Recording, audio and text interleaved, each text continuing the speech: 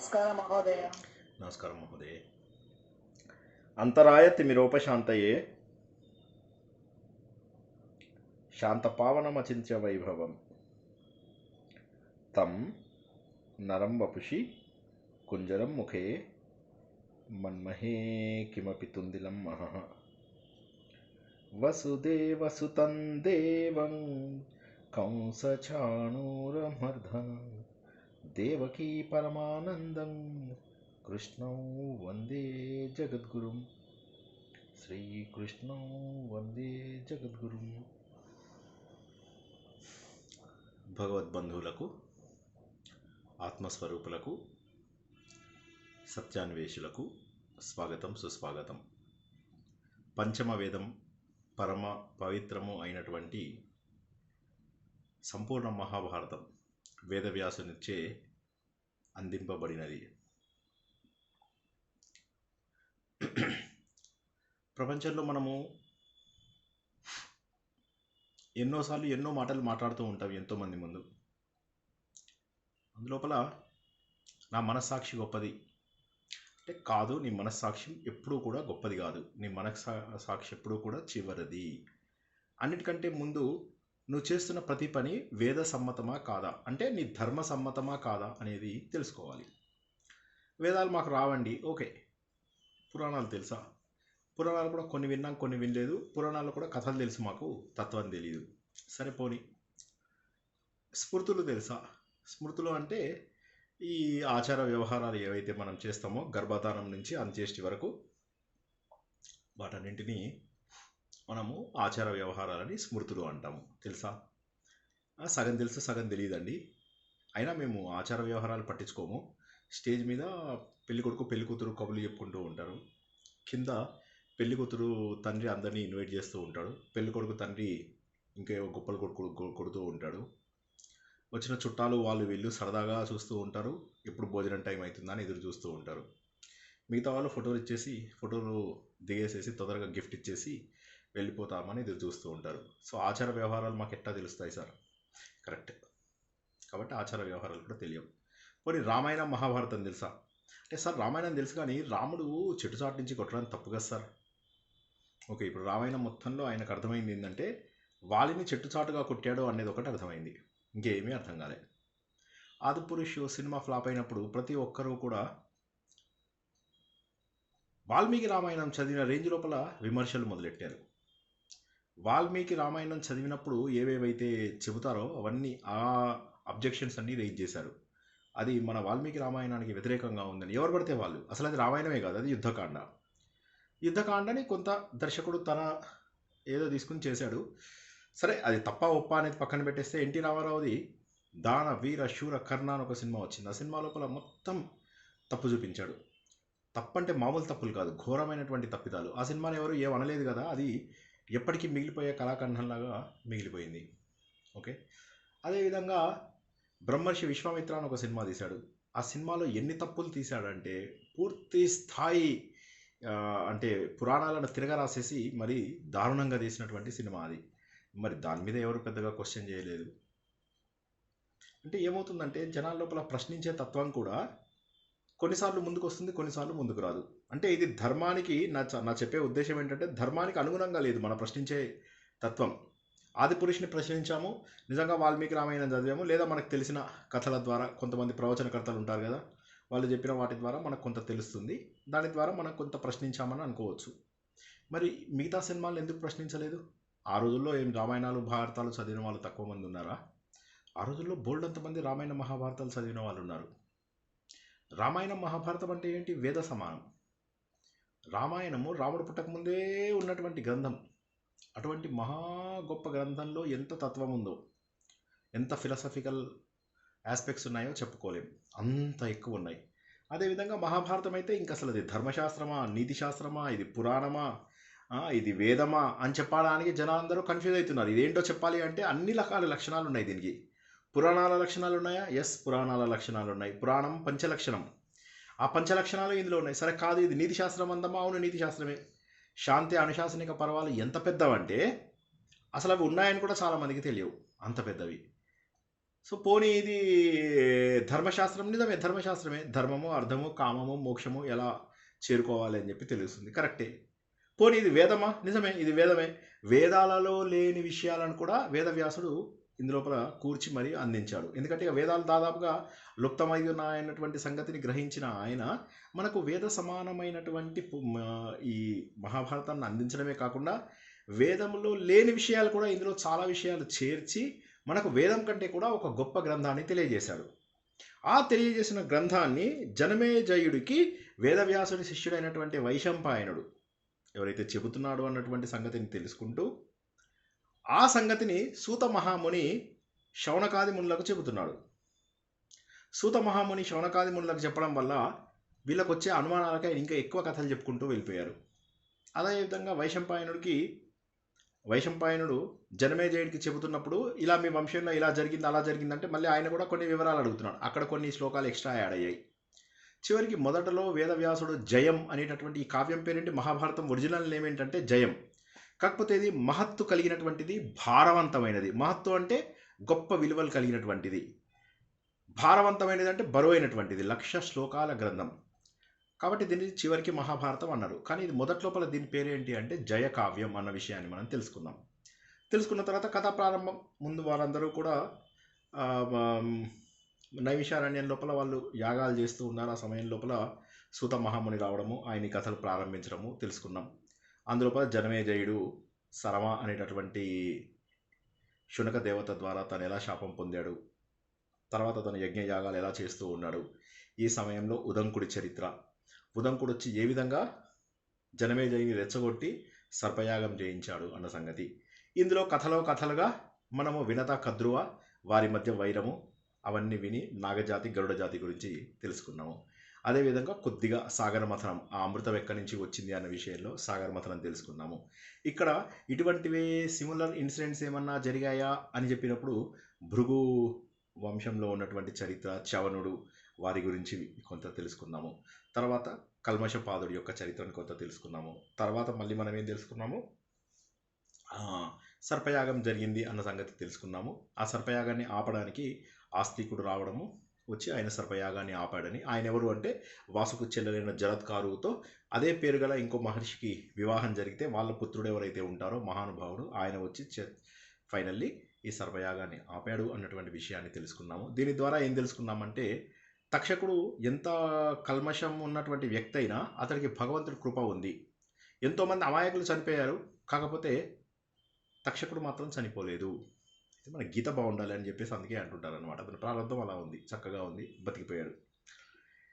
ఇదంతా చెప్పిన తర్వాత మళ్ళీ మనము మహాభారత కథలోకి ప్రవేశించాం. ఆయన అంటాడు జనమేజయుడికి ఈయన ఉపదేశం ఇచ్చారు, చంద్రవంశం ఎలా ప్రారంభమైంది అని చెప్పి చెబుతూ చంద్రుడికి ఇట్లా బుధుడు కొడుకు, బుధుడికి పురూరవుడు కొడుకు, పురూరవుడికి యయాతి, పురూరవుడు తర్వాత ఆయువుకి నహుషుడు, నహుషుడికి యయాతి, నహుషుడికి ఆయువు నుంచి యయాతి.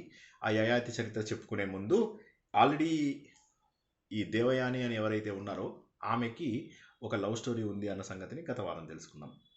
ఇంతలోపలే మహాభారతం ప్రారంభించే ముందు వైశంపాయనుడు ఏం చేశాడు, ముందుగా మా గురువు గారి కథ కూడా చెబుతాను అని చెప్పేసి వాళ్ళ గురువు గారు ఏ విధంగా జన్మనెత్తారు అని చెప్పేసి వాళ్ళ అమ్మ సత్యవతి, ఓకే, ఆ చరిత్రను మొత్తం చెప్పి సత్యవతికి పరాశర మహర్షి ద్వారా వచ్చినటువంటి ఒక అమూల్య కానుక ఈయన వేదవ్యాసుడు అన్న విషయాన్ని, ఈయన పుట్టుకతోటే మహాజ్ఞాని అని, అమ్మ నువ్వు ఎప్పుడు పిలిస్తే అప్పుడు మళ్ళీ నేను వస్తాను అని చెప్పి వెళ్ళిపోయాడు అన్న సంగతి అక్కడ తెలుసుకున్నాం. ఇప్పుడు ఇక్కడ ఏమవుతుంది, చంద్రవంశం యొక్క స్టోరీ స్టార్ట్ అవుతుంది. చంద్రవంశంలోకి ఈయన వ్యాసుడు ఎలా ప్రవేశించాడు అనేది మనం తెలుసుకోవాలి. చంద్రవంశం లోపల చంద్రుడిది ముందు తెలుసుకున్నాము, గురువు యొక్క భార్యని తీసుకెళ్ళిపోతాడు, తర్వాత వాళ్ళకు ఒక కుమారుడు కలుగుతాడు, ఆయన పేరు బుధుడు. ఆ బుధుడికి ఒక పురూరవుడు అనే కొడుకుంటాడు. ఈ పురూరవు ఊర్వశిని పెళ్లి చేసుకున్నాడు అన్న సంగతిని తెలుసుకుంటాము. కొన్ని శాపాలకు గురవుతాడు పురూరవుడు అన్న విషయాలు కూడా తెలుసుకున్నాము. తర్వాత నహుషుడు, ఆయువు, యయాతి. యయాతి కథ చెప్పుకుంటున్నప్పుడు దేవయాని ఫ్లాష్ బ్యాక్ అని చెప్పాము. దేవయాని ఎవరు, రాక్షస రాజు అయినటువంటి శుక్రాచార్యుడి యొక్క కుమార్తె. ఆయన శుక్రాచార్యుడి దగ్గర మృత సంజీవిని విద్య ఉందని, దాన్ని దేవతలు నేర్చుకోవడం కోసమని వాళ్ళ రిప్రజెంటేటివ్ అయినటువంటి కచుడు బృహస్పతి కొడుకుని పంపించాలని, ఈయన తన ప్రత్యర్థి శిష్యుడే అయినప్పటికీ కూడా ఎటువంటి విభేదాలు లేకుండా, ఎటువంటి చింతనలు లేకుండా ఆయనని తన సొంత కొడుకు కంటే కూడా ఎక్కువ చూసుకున్నారని, వాళ్ళిద్దరి మధ్య గొప్ప బంధం ఏర్పడిందని, చివరికి మిగతా రాక్షసులందరూ కచుడిపైన ద్వేషం పెంచుకుని ఎన్నిసార్లు చంపినా కూడా ఆయన మళ్ళీ బతికించాడని, చివరికి ఆయన తాగేటటువంటి మద్యంలో అది కల్పించారు. కలిపేగానే ఆయన పొట్ట లోపల ఈయన ఉండిపోతాడు. ఆ పొట్ట చీల్చుకొని బయటకు వస్తాడు. అప్పుడు కచుడు వచ్చి మళ్ళీ గురువు గారిని బతికించుకుంటాడు. అప్పుడు అంటాడు అనమాట, మద్యం తాగడం అనేటటువంటిది ప్రపంచంలో అన్నిటికంటే పెద్ద నేరము, మద్యం తాగిన వాడు సర్వనాశనం అయిపోతాడు అని చెప్పేసి ఒక శాపం పెట్టేశారు శుక్రాచార్యుడు. ఎవరైనా ఈ గ్రూప్ లోపల చిత్తుగా మద్యం తాగే వాళ్ళు ఉంటే మానేయండి. సో శుక్రాచార్యుడి శాపం ఏదైతే ఉందో అది మద్యం అనేటటువంటిది ఘోరాతి ఘోరమైనటువంటి పాపంగా ఆయన వర్ణించాడు.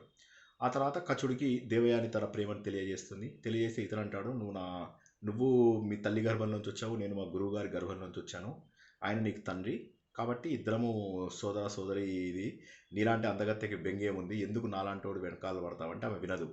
నీకేం తెలుసు ప్రేమించిన హృదయం మగవాడా అని చెప్పేసి మన సినిమా డైలాగులు కొడుతుంది. సో ఏదైతేనండి, తర్వాత ఆయన అక్కడి నుంచి ఇద్దరికి ఒకళ్ళు శాపాలు పెట్టుకుని వెళ్ళిపోతారు. కచుడు తర్వాత తన వాళ్ళందరికీ కూడా విద్యను నేర్పిస్తాడు. తన వల్ల ఎవరు బతకకపోయినప్పటికీ కూడా తను నేర్పించిన విద్య ద్వారా దేవతాలోకాన్ని ఆయన గొప్పగా చేయగలుగుతాడు. ఇది మహానుభావుల యొక్క లక్షణం. ఇక దేవయాని యొక్క రెండవ లవ్ స్టోరీ ఏంటి, ఏం జరిగింది అసలు ఈ కథ లోపల అని చెప్పేసి, ఈ రాక్షస రాజు ఎవరైతే, ఈ శుక్రాచార్యుడు యొక్క రాజు ఎవరైతే ఉన్నారో ఆయన పేరు వృషపర్వుడు. ఆయనకు కూడా ఒక అందమైనటువంటి కూతురు ఉంటుంది, క్షత్రియ, అంటే రాక్షస క్షత్రియ, అది వేరు, మన క్షత్రియ కాదు. సో ఆ వంశానికి చెందినటువంటి ఆవిడ శర్మిష్ట. ఇటు మన శుక్రాచార్యుడి యొక్క కుమార్తె పేరు దేవయాని. వీళ్ళిద్దరు కూడా మంచి మిత్రులు. వీళ్ళందరూ కూడా బోల్డ్ అంతమంది పరిచారకులు ఉండేవాళ్ళు. ఈ అందరు పరిచారకులు కలిసి ఒకసారి అడవికి వెళ్తారు. అలాగే ఇక సరదా ఏముంది, అదే కదా, ఇంకేముంది, ఎక్కడ పడితే అక్కడ తిరగడమే. తిరిగేసి అక్కడ అందరూ కొలం లోపల డ్రెస్సెస్ అన్నీ కూడా బయట పెట్టేసేసి లోపలికి వెళ్ళేసి కాసేపు చల్లగా ఉంది బాగుందని చెప్పేసి నీళ్ళల్లో ఈత కొడతారు. మనకు కనుక సమ్మర్ లోపల పొద్దున్నే ఇప్పుడు స్విమ్మింగ్ పూల్కి ఎలా అయితే వెళ్తున్నామో, తెల్లారగానే ముందు బాడీ అంటుంది వెళ్ళు దూకు, స్విమ్మింగ్ పూల్లో దూకు అంటే వెళ్ళిపోయి దూకేస్తున్నాము. సో అలాగే వాళ్ళు కూడా వెళ్ళిపోయి, మనది సమ్మర్ టైం అయిండొచ్చేమో, అందరూ కూడా బట్టలు బయట పెట్టేసేసి లోపల చక్కగా స్నానం చేసి బయటకు వస్తారు. ఈ సమయంలో ఏమవుతుందంటే అసలు గాలి వస్తుంది. ఆ గాలికి బట్టలన్నీ మిక్సప్ అయిపోతాయి అనమాట. అవగానే దబదబా ఎవరి బట్టలు వాళ్ళు వేసేసుకుంటారు. శర్మిష్ట దేవయాని బై మిస్టేక్ ఏమవుతుందంటే ఒకళ్ళ బట్టలు ఒకళ్ళు వేసేసుకుంటారు. వేయగానే అప్పుడు ఇది ఇక్కడ కొద్దిగా కథ కొన్నిట్లలో కొన్ని చోట్ల ఒక రకంగాను, మరికొన్ని చోట్ల ఇంకో రకంగానే ఉంది. ఒకరినొకరు తిడతారు అన్న సంగతి లోపల ఇక్కడ మనం చదువుకుంటున్నటువంటి వ్యాస భారతంలో మాత్రము దేవయాని చెబుతుంది, మా బ్రాహ్మిన్స్ బట్టలు నువ్వు ఎలా వేసుకున్నావు, మీ నాన్నగారికి గురువైనటువంటి వారు మా నాన్నగారు, అలాంటిది నువ్వు నా బట్టలు వేసుకుని నువ్వు మల్లె వస్త్రాలు నాకు ఇస్తావా అని ఆమె కోపగించుకుంటుంది. నువ్వేమిటి, మీ నాన్న ఆఫ్టర్ ఆల్ ఒక మా నాన్న దగ్గర బతికేటటువంటి ఊరికే ఆశీర్వదించి డబ్బులు తీసుకునే బ్రాహ్మడు, ఆ బ్రాహ్మణుడి కూతురు నువ్వు గొప్పదానివా, నువ్వు విడిచిన వస్త్రాలు నేను కట్టుకున్నప్పుడు నేను వదిలిన వస్త్రాలు కట్టుకోవడానికి నీకేం మాయరోగం అని చెప్పేసి కోపం వస్తుంది. ఇద్దరికి మాట వస్తుంది. ఆమె ఏం చేస్తుందంటే క్షత్రియ వనిత కాబట్టి కోపంతో ఈమెని తోసేస్తే ఈమె అక్కడ పక్కనే ఉన్నటువంటి ఒక బావి లోపల పడిపోతుంది అనమాట. బావి లోపల పడిపోయి అక్కడి నుంచి వెళ్ళిపోతుంది. ఇక ఇదే సమయం లోపల మన యయాతి మహారాజు ఎవరైతే ఉన్నాడో ఆ యయాతి మహారాజు ఆ దారిలో వెళ్తూ హెల్ప్ హెల్ప్ హెల్ప్ అని ఇంగ్లీష్లో ఎవరో అరుస్తూ వినిపించగానే ఎవరబ్బా ఇంగ్లీష్లో ఇక్కడ మాట్లాడుతున్నారు అని చెప్పేసి చూసేసరికి బావి లోపల దేవయాని కనిపిస్తుంది అనమాట. కనిపించగానే అప్పుడు చెయ్యి అందించేసి ఆవిడని పైకి లాగి, ఓ వనిత, ఎవరు నువ్వు, ఈ నూతిలో ఎందుకు పడ్డావు, ఏమిటా కథ అంటాడు. అప్పుడు ఆమె చెప్తుందనమాట, ఇట్లా నా పేరు దేవయాని, మా నాన్నగారు రాక్షస గురువైనటువంటి శుక్రాచార్యులు, అయితే ప్రమాదవశాత్తు ఇందులో పడ్డాను అని చెప్పి చెప్తుంది. అయితే ఆమె మీద నేరం చెప్పదు, బేసికల్లీ శర్మిష్ట మీద నేరం చెప్పదు, ప్రమాదవశాత్తు పట్టాను, నీ చెయ్యి పట్టుకుని నేను పైకి వచ్చాను అని చెప్తుంది అనమాట. చేయగానే అప్పుడు సంతోషపడతాడు, ఈయన యయాతి కూడా సంతోషపడతాడు. పడగానే అప్పుడు ఆమె అంటుందన్నమాట, నువ్వు నా చేయి పట్టుకున్నావు, దీన్నే పాణిగ్రహణము అని అంటారు అని అంటుంది. అనగానే అప్పుడు వెంకటేష్ ఏమంటాడు, ఇది పాణిగ్రహణం, చేయి పట్టుకున్నావు కాబట్టి ఇది పాణిగ్రహణం అనగానే వెంకటేష్ ఏమంటాడు, ఎవరు చెప్పట్లేదు, చేయి పట్టుకుంటే పెళ్లి కాదు, తాళి కడితే కదా పెళ్లి అంటాడు. కాదు, మీరు నువ్వు నాకు నచ్చావు సినిమా చూడలే. ఏం సినిమా సార్? నువ్వు నాకు నచ్చావని ఒక సినిమా వచ్చింది. ఆ సినిమా లోపల ఇంకేముంది, మన ఇద్దరికి పెళ్ళైపోయినట్టే, ఇది పాణిగ్రహణం అంటుంది. అంటే అప్పుడు వెంకటేష్ అంటే లేదు దీన్ని చెయ్యి చేసుకోవడం అంటాడు అని అంటాడు అనమాట. సో అది సంగతి. సో ఎనీవే, ఏమిటో మీరు సినిమాలు కూడా చూడట్లేదు, నాకు బాధిస్తోంది. సో అప్పుడు ఈ పాణిగ్రహణం అయిపోయింది అంటే చెప్తారండి ఆ? సార్ సార్ మీకు లెక్క అంత మెమరీ పవర్ లేదండి మాకు. అయ్యో అంత రామా, మెమరీ పవర్ మాకు లేదు. అలా మెమరీ పవర్ కాదు, ఏదో ఆశోగా వచ్చి చెప్పేశారు అంతే. అది కరెక్టో కాదో కూడా నాకు తెలియదు. మీరు సినిమా చూసారా లేదా ఫస్ట్ చెప్పండి. ఆ సినిమా చూసారా లేదా? చూసాం సార్, చూసాం ఆ, చూసాం. ఈ డైలాగ్ చూసాం చూసాం. జగన్ ఇంగ్లీష్ లో కూడా అదే కదా సార్, పాలిటికల్ ప్రిపేర్ చేస్తారు. చేయి చేయి పట్టుకుంటే పాణిగ్రహణం అనే ఉండేది ఆ రోజుల్లో. మధ్యలో జోకులు బాగుంటాయి, మధ్యలో జోకులు బాగా చెప్తారు. ఇంగ్లీష్ లో హెల్ప్ హెల్ప్ అప్పుడు ఇంగ్లీష్ చెప్తారు సార్. సో అప్పుడు ఏమవుతుందంటే దేవయాని చేయి పట్టుకుని నువ్వు ఇది పాణిగ్రహణం అంటే ఆయన అట్టెట్లా అవుతుంది పాణిగ్రహణంగా, అదేం కాదు అని చెప్పేసేసి, నేను నువ్వు బ్రాహ్మణ వనితవు, నేను క్షత్రియ రాజుని అంటాడు. అంటే అప్పుడు ఆమె అంటుంది అనమాట, లేదు లేదు నాకు ఆల్రెడీ కచుడు అని నా ఎక్స్ ఫ్రెండ్ ఎవరైతే ఉన్నారో ఆయన నాకు శాపం పెట్టాడు. ఏంటంటే ఇట్లా నువ్వు బ్రాహ్మణ వంశంలో ఉన్న వాళ్ళని చేసుకోవు, నువ్వు క్షత్రియ వంశం వాళ్ళని చేసుకుంటావు అని చెప్పి శాపం పెట్టాడని. సరే యయాతి ఎందుకైనా మంచిదని ఇక అక్కడి నుంచి వెళ్ళిపోతాడు. ఇవి కొద్దిగా డౌట్గా ఉంది, ఈమె క్యారెక్టరు కన్ఫ్యూజింగ్గా ఉందని చెప్పేసి ఆయన అక్కడి నుంచి వెళ్ళిపోతాడు. ఇంతలోకి అక్కడ ఒక పరిచారిక వెతుక్కుంటూ వస్తుంది. ఈమె పడిపోయింది కదా, వాళ్ళందరికీ డౌట్ వస్తుంది, 1000 మంది పరిచారికలు వచ్చారా, వాళ్ళందరిలో వెతుక్కుంటూ ఒక ఆవిడ వస్తుంది.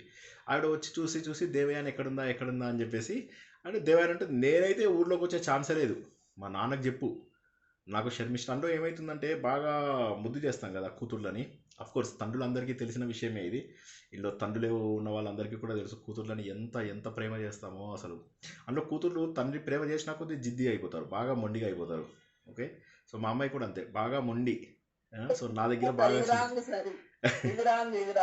అవునా, ఎందుకు మగవాళ్ళు మొండిగా కావాలి సార్, ప్రేమ ఇస్తారు కానీ మొండిగా కావు. అలా అంటారా? సరే అయితే అప్పుడు సరే ఏమంటుంది, మా డాడీ వస్తే కానీ నేను వెనక్కి రాను అని చెప్పేసి గొడవ చేస్తుంది. చేయగానే అప్పుడు నాకు ఇలా అవమానం చేసింది శర్మిష్ట, మా నాన్నగారికి చెప్పు అని. అది వినగానే శుక్రాచార్యుడు తట్టుకోలేకపోతాడు. కూతురు అంటే ఆయనకు వల్లమాలిన ప్రేమ, అసలు కూతుర్ని జనరల్లీ ఇదేంటి అదేంటి అని కూడా క్వశ్చన్ చేయనటువంటి ప్రేమ ఆయనకి.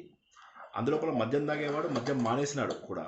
అందులో ఆయన ఎలా అంటే కూతురికి ఇది అవమానం జరిగింది అంటే తట్టుకోలేకపోయి అమ్మా ఏడవడం మొదలెడతాడు. ఇక నీకు ఇది చెయ్యకమ్మా, ఎన్ని యజ్ఞాలు యాగాలు ఇవన్నీ చేసి ఈ స్టేజ్కి వచ్చాము. అయితే కోపం లేనివాడు నిజంగా గొప్పవాడు, నువ్వు కోపం పడితే నువ్వు బ్రాహ్మణ వనిత అనిపించుకోవు. సో జరిగిందేదో జరిగింది, అవమానం జరిగింది, దానికి నా లోపల కూడా మనసు ఇదిగా ఉంది, నువ్వు మామూలుగా స్నేహంగా ఉండడానికి ప్రయత్నం చేయి. ఎందుకంటే అవతలవాడు ఎలా ఉన్నా కూడా ఒక బ్రాహ్మణుడుగా సాత్వికంగా ఉండడం ఇది. బ్రాహ్మణులకు ఈ మాట మనము ఉదంకుడి చరిత్రలో కూడా తెలుసుకున్నాం. ఉదంకుడిని అక్కడ రాజు శాపం పెడతాడు. ఏమని చెప్తాడు, ఇద్దరు ఒకరికొకరు శాపం పెట్టుకుంటారు. ఈయన అన్నం లోపల వెంటుకొచ్చిందని చెప్పేసి ఉదంకుడు ఆ రాజుని శాపం పెడతాడు. ఆ రాజు షాక్ అవుతాడు, మా ఇంటికి వచ్చావు, మా భార్యను అడిగి కుండలాలు తీసుకొని వెళ్తూ అన్నం లోపల వెంటుకొచ్చిందని ఎంత పెద్ద శాపం పెడతాడంటే నువ్వు అంధుడు వైపు అని చెప్పి శాపం పెడతాడు. రాజుకు కోపం వచ్చి నువ్వు ఇంత శాపం పెట్టావు కాబట్టి నీకు కొడుకులు లేకుండా అయిపోతావని చెప్పి రాజు శాపం పెడతాడు. అప్పుడు ఇద్దరు తప్పులు తెలుసుకుని శాపాలను రివర్స్ తీసుకోవాలంటే రాజు అంటాడు, మీ బ్రాహ్మణులకు కోపం ఎక్కువ కానీ మనసు వెన్న, మాకేంటంటే కోపము మనసు రెండు కూడా గట్టివే, కాబట్టి నేను శాపాన్ని వెనక్కి తీసుకోలేను, నువ్వు వెనక్కి తీసుకోగలవు, ఆ శక్తి ఉంది అని. సో ఇక్కడ అదే చెప్తాడు ఆయన, సాత్వికత్వం అనేటటువంటిది బ్రాహ్మణ రక్తం ఉన్నటువంటి వాళ్ళకు, బ్రాహ్మణ లక్షణాలు ఉన్నటువంటి రక్తం కాదు లక్షణాలు ఉన్నటువంటి వారికి ఇది సహజము. నువ్వు అది కాదు, నీకు కోపం ఉంది అంటే నీ లోపల ఏదో ఆ లక్షణాలు లేనట్టే ఎక్కువ. శర్మష్ట నీకంటే ఏజ్లో కూడా చిన్నది, ఆ అమ్మాయితోటి నీకేంటి అని. అయితే ఇక్కడ ఏమవుతుందంటే కోపము అనే దాని యొక్క అనర్థం చెప్పడానికి బహుశా వేదవ్యాసుడు మనకి ఇది అందించుంటాడేమో ఈ సందేశము. కాకపోతే శుక్రాచార్యుడు చాలా దారుణమైనటువంటి ఇందులో ఉంటాడు, అంటే తట్టుకోలేనటువంటి స్టేజ్లో ఉంటాడు. తన కూతుర్ని ఒక బావిలో తోసేసింది, ఇంతసేపు నా కూతుర్ని ఒంటరిగా ఈ అడవిలో వదిలేసి వెళ్ళిందని ఆయనకు చాలా కోపంగా ఉంటుంది. అయితే ఈ విషయాన్ని వేదవ్యాసుడు మనకు ఎందుకు చెప్పాడంటే, కోపం అనేటటువంటి దానివల్ల ఏమవుతుందంటే, కోపం వచ్చినప్పుడు దాన్ని కంట్రోల్ చేసుకోకపోతే భగవద్గీతలో చెప్పినట్టుగా మనకేమవుతుంది, కోపము మనకు క్రోధాన్ని, కోపం యొక్క హయ్యెస్ట్ లెవెల్ని క్రోధం అంటారు. ఏమంటారు, కోపం యొక్క హయ్యెస్ట్ లెవెల్ క్రోధం. ఆ క్రోధంలోకి వెళ్ళిన తర్వాత జై శ్రీరామ్, మనసు బాగుపడదు. మనస్సు ఏదైతే ఉంటుందో అది నాశనం అయిపోతుంది, ఆ స్మృతి మొత్తం నాశనం అయిపోతుంది. కాబట్టి అటువంటి పరిస్థితి వచ్చేటటువంటి ఛాన్స్ ఉంది. అది వచ్చినప్పుడు ఎప్పుడైతే నీ స్మృతి పాడవుతుందో అప్పుడు వివేకం నశించి పిచ్చివాడివి అయిపోతావు. అనరాని మాటలు ఇంకో 2 ఎక్కువ అనే అవకాశం ఉంది. కాబట్టి కోపం వచ్చినప్పుడు ఏంటంటే అక్కడి నుంచి వెళ్ళిపోవడం బెటరు. కోపం వచ్చినప్పుడు ఏ చర్య తీసుకోకుండా అక్కడి నుంచి వెళ్ళిపోవడం బెటరు అనేటటువంటి ఉద్దేశాన్ని ఇక్కడ శంకరాచార్య కాదు, ఈయన ఎవరు, శుక్రాచార్యుడు. సారీ, శుక్రాచార్యుడు తన కుమార్తెకు తెలియజేశాడు అని ఉంది. అయితే శుక్రాచార్యుడికి కోపం ఉందా అని కాదు, కానీ లేదని కాదు. సరే ఎంత చెప్పినా కూడా ఆయన ఒప్పుకోకపోతే, సరే ఇక నేను వెళ్ళిపోతాను నాన్న, నేను నీ దగ్గర ఉండను అని అంటుంది. అనగానే ఇంత ప్రేమగా పెంచుకున్న అమ్మాయి, నువ్వు లేకుండా నేను ఎలా ఉంటాను, పద నేను కూడా వెళ్ళిపోతాను, ఇద్దరం కలిసి వేరే చోటుకి వెళ్ళిపోతామని చెప్పి ఇవన్నీ తెలుసుకున్న ఆయన రాజు బయలుదేరాడు. హడలిపోయి వస్తాడు. వచ్చేసేసి అప్పుడు వీళ్ళ దగ్గరికి వచ్చి, మీ దయచేతనే మా రాక్షస జాతి ఇంత మాత్రమైనట్టు ఉన్నది, మీరు లేకపోతే మేమందరం మరణించాల్సిందే. ఎందుకంటే మీరు ఉన్నారు కాబట్టి మృత సంజీవిని అవి ఇవి చదువుతున్నారు, మా అందరికీ విద్యాబుద్ధులు నేర్పిస్తున్నారు, మా అందరికీ సమాజంలో ఎలా బతకాలో చెబుతున్నటువంటి వాళ్ళు. మీరు లేనప్పుడు మా రాజ్యం ఎందుకు, పద నేను కూడా వచ్చేస్తాను మీతో పాటు, మాకు రాజ్యం వద్దు, మీరు వెళ్ళిపోయిన రెండో రోజు మా రాజ్యం అంతా కూడా పోతుంది అని చెప్పేసి ఆయన చెప్తాడు. చెప్పగానే అప్పుడు శుక్రాచార్యుడు అంటాడు, మరి ఇప్పుడు ఈ విధంగా జరిగింది. ఇప్పుడు ఆమెకి 1000 పరిచారకలు ఎవరైతే ఉన్నారో వాళ్ళందరి ముందు ఈమె ఇటువంటి అవమానం చేసింది.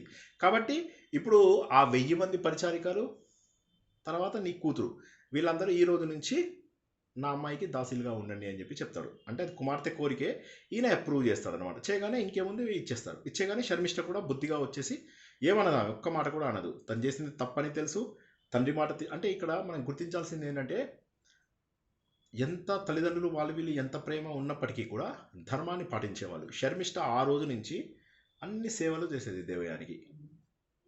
అంతకుముందు ఎంత పవర్గా ప్రవర్తించినటువంటి మనిషి ఇప్పటి నుంచి దేవయానికి అన్ని రకాలు, జడలేయడము, ముఖం తుడవడము, మేకప్ వేయడము, లిప్స్టిక్ వేయడము, మళ్ళీ లిప్స్టిక్ అయిపోయాక సాయంత్రంని లిప్స్టిక్ రిమూవర్ అని ఉంటుంది, లిప్స్టిక్ రిమూవరు, లిప్ రిమూవరు, ఇవన్నీ తీసేస్తారనమాట.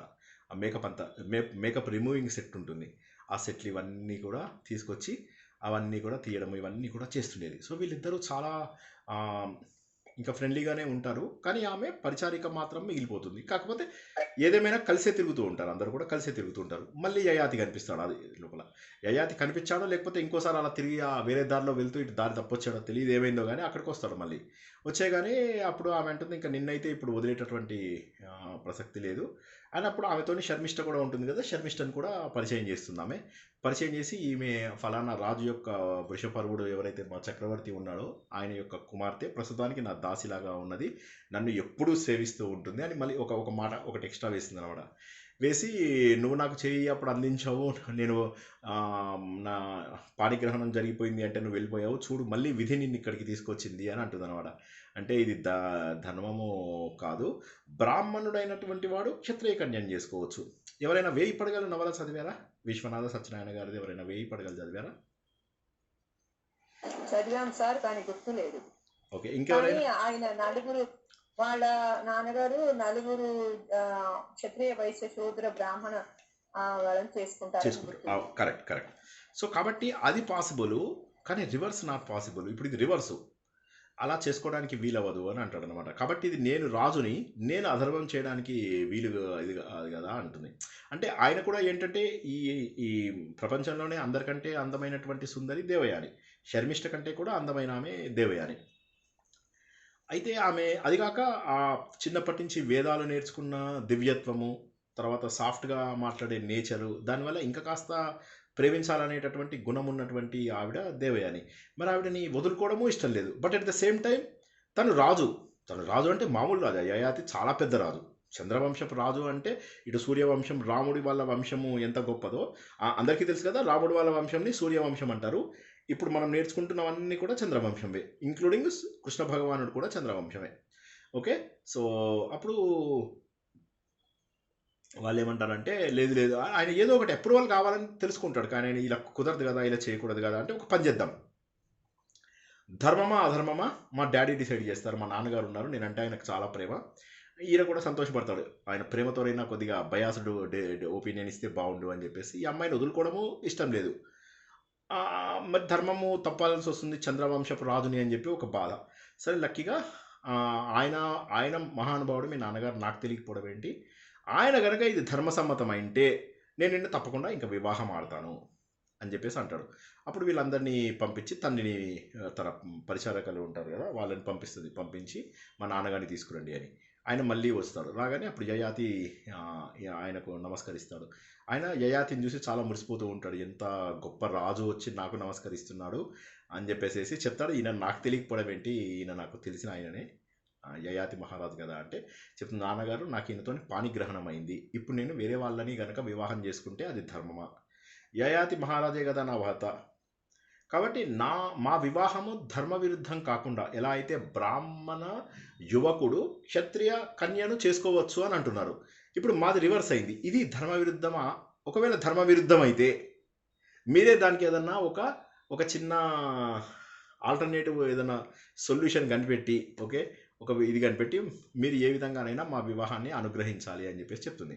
చెప్పగానే అప్పుడు ఆయన ఆలోచించి ఏదో ఒక చిన్న క్లూ తీసి పాణిగ్రహణం అయిపోయింది కాబట్టి పెళ్లి చేసుకున్నట్టే లెక్క అని. సో ఇప్పటి నుంచి ఏంటంటే మీ పిల్లలకు వాళ్ళందరికీ మీరు ఏం చెప్తారంటే ఎవరికి షేక్ హ్యాండ్స్ ఇవ్వద్దు అని చెప్పండి.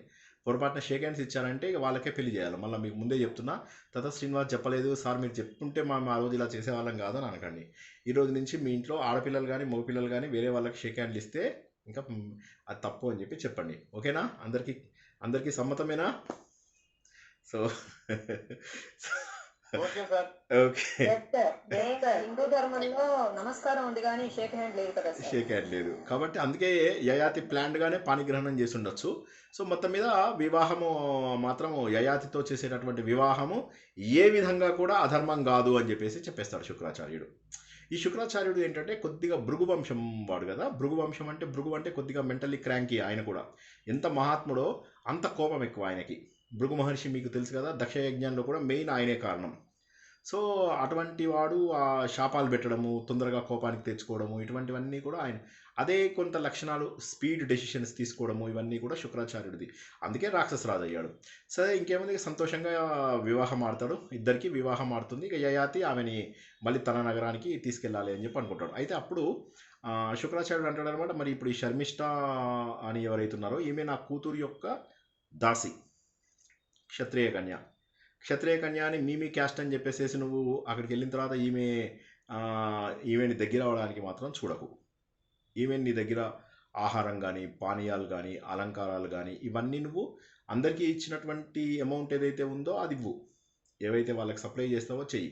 కానీ ఈమెని దగ్గరికి తీసుకోవడం మాత్రం ఎట్టి పరిస్థితులలో చెయ్యకు, దగ్గరకు రానియకు. నీ గుండెకు నీ జీవితంలో భాగంగా ఎప్పుడు ఈమెను తీసుకోవద్దు. ఎందుకంటే చాలా ఈయనంటాడు, నాకు ఇంత అందమైనటువంటి భార్య, ఇంత ప్రేమించే భార్య ఉన్నప్పుడు నేను ఇంకా వేరే వాళ్ళని గురించి ఎందుకు ఆలోచిస్తాను అని చెప్పేసి వెళ్తాడు. శర్మిష్ఠ మాత్రము ఆ రోజుల్లో ఎట్లా అంటే రాజు భార్య బానిసలకు కూడా తనే ఏమంటారు ప్రొటెక్టర్ టైపు, అంటే తనే రక్షకుడు. అది ఆయనకు తెలుసు. అందుకోసమే శుక్రాచార్యుడి విషయం చెప్పాల్సి వచ్చింది. నువ్వే రక్షకుడివి కాబట్టి రేపు నువ్వు ఆమెను పెళ్లి చేసుకుంటా అని అనొచ్చు కూడాను, అంటే అది ధర్మసమ్మతమే, కానీ అనకు అని చెప్పడం అన్నమాట అక్కడ మీనింగ్. అది అసలు నేను చెప్పే మాట అది మెయిన్ ఏంటంటే అది ధర్మసమ్మతమే, కానీ నువ్వు అది చెయ్యకు, నా కూతురికి ఆమెకు పడదు అని చెప్పేసి చెప్తాడు. చేస్తే మాత్రం ఘోరం మంచిది కాదు అని చెప్తాడు. ఈయన అలా ఏముందిరే ఆనందంగా ఉంటాడు, ఎప్పుడు కూడా సంతోషంగా ఉంటాడు.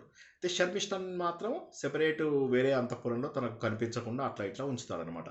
ఇంకా తను చాలా ఆనందంగా ఉంటాడు. ఈయనకి యదువు, తుర్వసుడు అని ఇట్లా కొంతమంది కొడుకులు పుడతారు. ఈ యదువు యొక్క వంశం వాడే మన శ్రీకృష్ణ పరమాత్మ.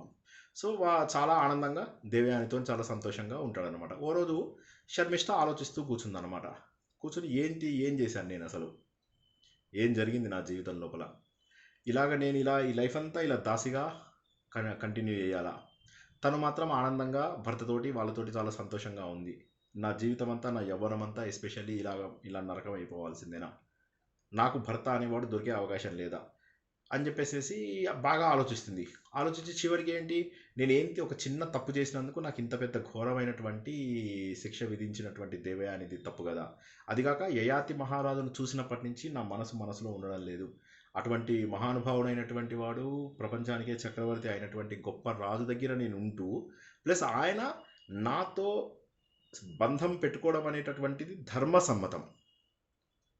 అసలు దేవయాని ఎలా అతన్ని పెళ్లి చేసుకుంది, నేను కూడా అదేవిధంగా యయాతిని పెళ్లి చేసుకుంటాను అని చెప్పేసి సమయం కోసం చూస్తూ ఉంటుంది. ఎప్పుడు కూడా ఈయన దొరకడు, యయాతి మహారాజు దొరకడు. ఒకరోజు శర్మిష్ఠకు దొరుకుతాడు. అప్పుడు శర్మిష్ఠ అక్కడ చూసి కొద్దిగా సిగ్గుపడుతుంది.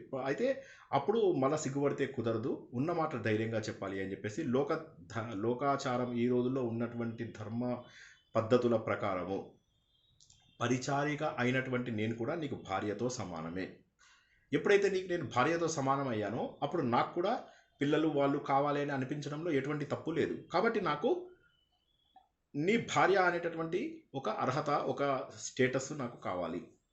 అది కనుక ఇచ్చినట్లయితే నీ ద్వారా నేను పిల్లల్ని యూనో పిల్లల్ని అనుగ్రహం తెచ్చుకునేటువంటి అవకాశం ఉంది కదా నాకు అని చెప్పి చెప్తుంది. ఆయన అంటాడు, నువ్వు చెప్పింది 100% కరెక్ట్. యయాతి ఒకవైపు ఆనందం, మరోవైపు బాధ. ఆయన ఏంటంటే నువ్వు చెప్పింది చాలా కరెక్ట్, చాలా కరెక్ట్. కాకపోతే ఇక్కడ ఇష్యూ ఏమొచ్చిందంటే నాకు మా శుక్రాచార్యుడో శకున తెలియడం లేదు. ఆయన అడ్డం పడుతున్నాడు. శకున శన నాకు తెలియదు. ఆయన మొత్తం మీద శుక్రాచార్యుడు మాత్రం నాకు అడ్డం పడుతున్నాడు. నీతోటి మాత్రం వివాహం చేసుకోకూడదు అని చెప్పేసి చెప్పాడు. ఆయన మాటలు నేను ఎలా కాదనాలి చెప్పండి అని అంటుందన్నమాట. ఎవరైనా సరే ప్రాణాలకు హాని జరిగినప్పుడు, బ్రాహ్మణులను రక్షించాల్సి వచ్చినప్పుడు, ఆడవాళ్ళు వాళ్ళంతటా వాళ్ళ దగ్గరికి వచ్చినప్పుడు, ఇటువంటి విషయాల లోపల వాళ్ళు తప్పు చేయవచ్చు అనేటటువంటిది ఒకటి ఉంది కదా అంటే ఒప్పుకుంటాడు. ఈయన ధర్మసమ్మతం. ఈయనకు ఒకటే ప్రాబ్లం ఏంటంటే ఆ బుక్లో చూపించాలి. ఆ బుక్లో చూపిస్తే ఆ బుక్లో ఒప్పుకుంటాడు. ఆయన ఆ బుక్లో ఏది ఉంటే అది ఒప్పుకుంటాడు అనమాట. ఎందుకంటే ధర్మబద్ధమైనటువంటి మహారాజు కాబట్టి ఇందులోపల మీరు శుక్రాచార్యుల వాళ్ళ మాట తప్పినా కూడా మీకు ధర్మ తప్పిదం కాదు అని ఈయన సంతోషపడతాడు. నేను మ్యాక్సిమం ఏమవుతుంది, శుక్రాచార్యుడికి ఇచ్చిన మాట తప్పుతాను అంతే, కానీ ధర్మబద్ధమైనటువంటి అకార్డింగ్ టు అవర్ బుక్స్ నేను పెళ్లి చేసుకోవడంలో ఎటువంటి తప్పు లేదు అనుకుంటాడు. ఇద్దరు సంతోషంగా ఉంటారు. శర్మిష్ఠ కూడా గర్భం ధరిస్తుంది. అప్పుడు ఈ దేవయానికి తెలుస్తుంది. దేవయానికి తెలిసి ఆమె వచ్చి అడుగుతుందంటే, శర్మిష్ఠ నువ్వు నాకు చాలా చిన్నప్పటి నుంచి తెలిసి, ఇద్దరం కలిసి పెరిగాం. నువ్వు చూస్తే శీలవంతురాలివి. పెళ్లి కాకుండా నీకు ఇలా కొడుకు ఎలా పుట్టబోతున్నాడు, కొడుకు ఎలా పుట్టాడు, కొడుకు పుట్టేస్తాడు, ఎలా పుట్టాడు అని అంటుంది. ఆమె ఇంకొక అబద్ధం చెప్తుంది. ఆమె ఏంటంటే టెంపరీగా దాన్ని ఇచ్చేయడానికి నాకు ఒక మునీశ్వరుడు అనుగ్రహించి పుత్రుని ప్రసాదించాడు అని చెప్పేసి చెప్తుంది. సరే అని చెప్పేసి వెళ్తుంది. ఓ రోజు ఏమవుతుందంటే ఈ పిల్లలందరూ ఆడుకోవడానికి ఒకే చోటికి వస్తారు. వచ్చిన తర్వాత ఆ పిల్లల్ని మీ అమ్మ నాన్న ఏరి అంటే అవు మా నాన్న యయాతి, మా అమ్మ శర్మిష్ఠ అని చెప్పేసి చెప్పేస్తారు. చెప్పేగానే ఒక్కసారిగా దేవయానికి దుఃఖం వస్తుంది. శర్మిష్ఠ నా మీద ప్రతీకారం తీర్చుకుంది, ఆఖరికి క్షత్రియ కన్య అనిపించుకుంది అని చెప్పేసి ఇక ఏడుస్తూ వాళ్ళ నాన్నగారి దగ్గరికి వెళ్ళిపోతుంది.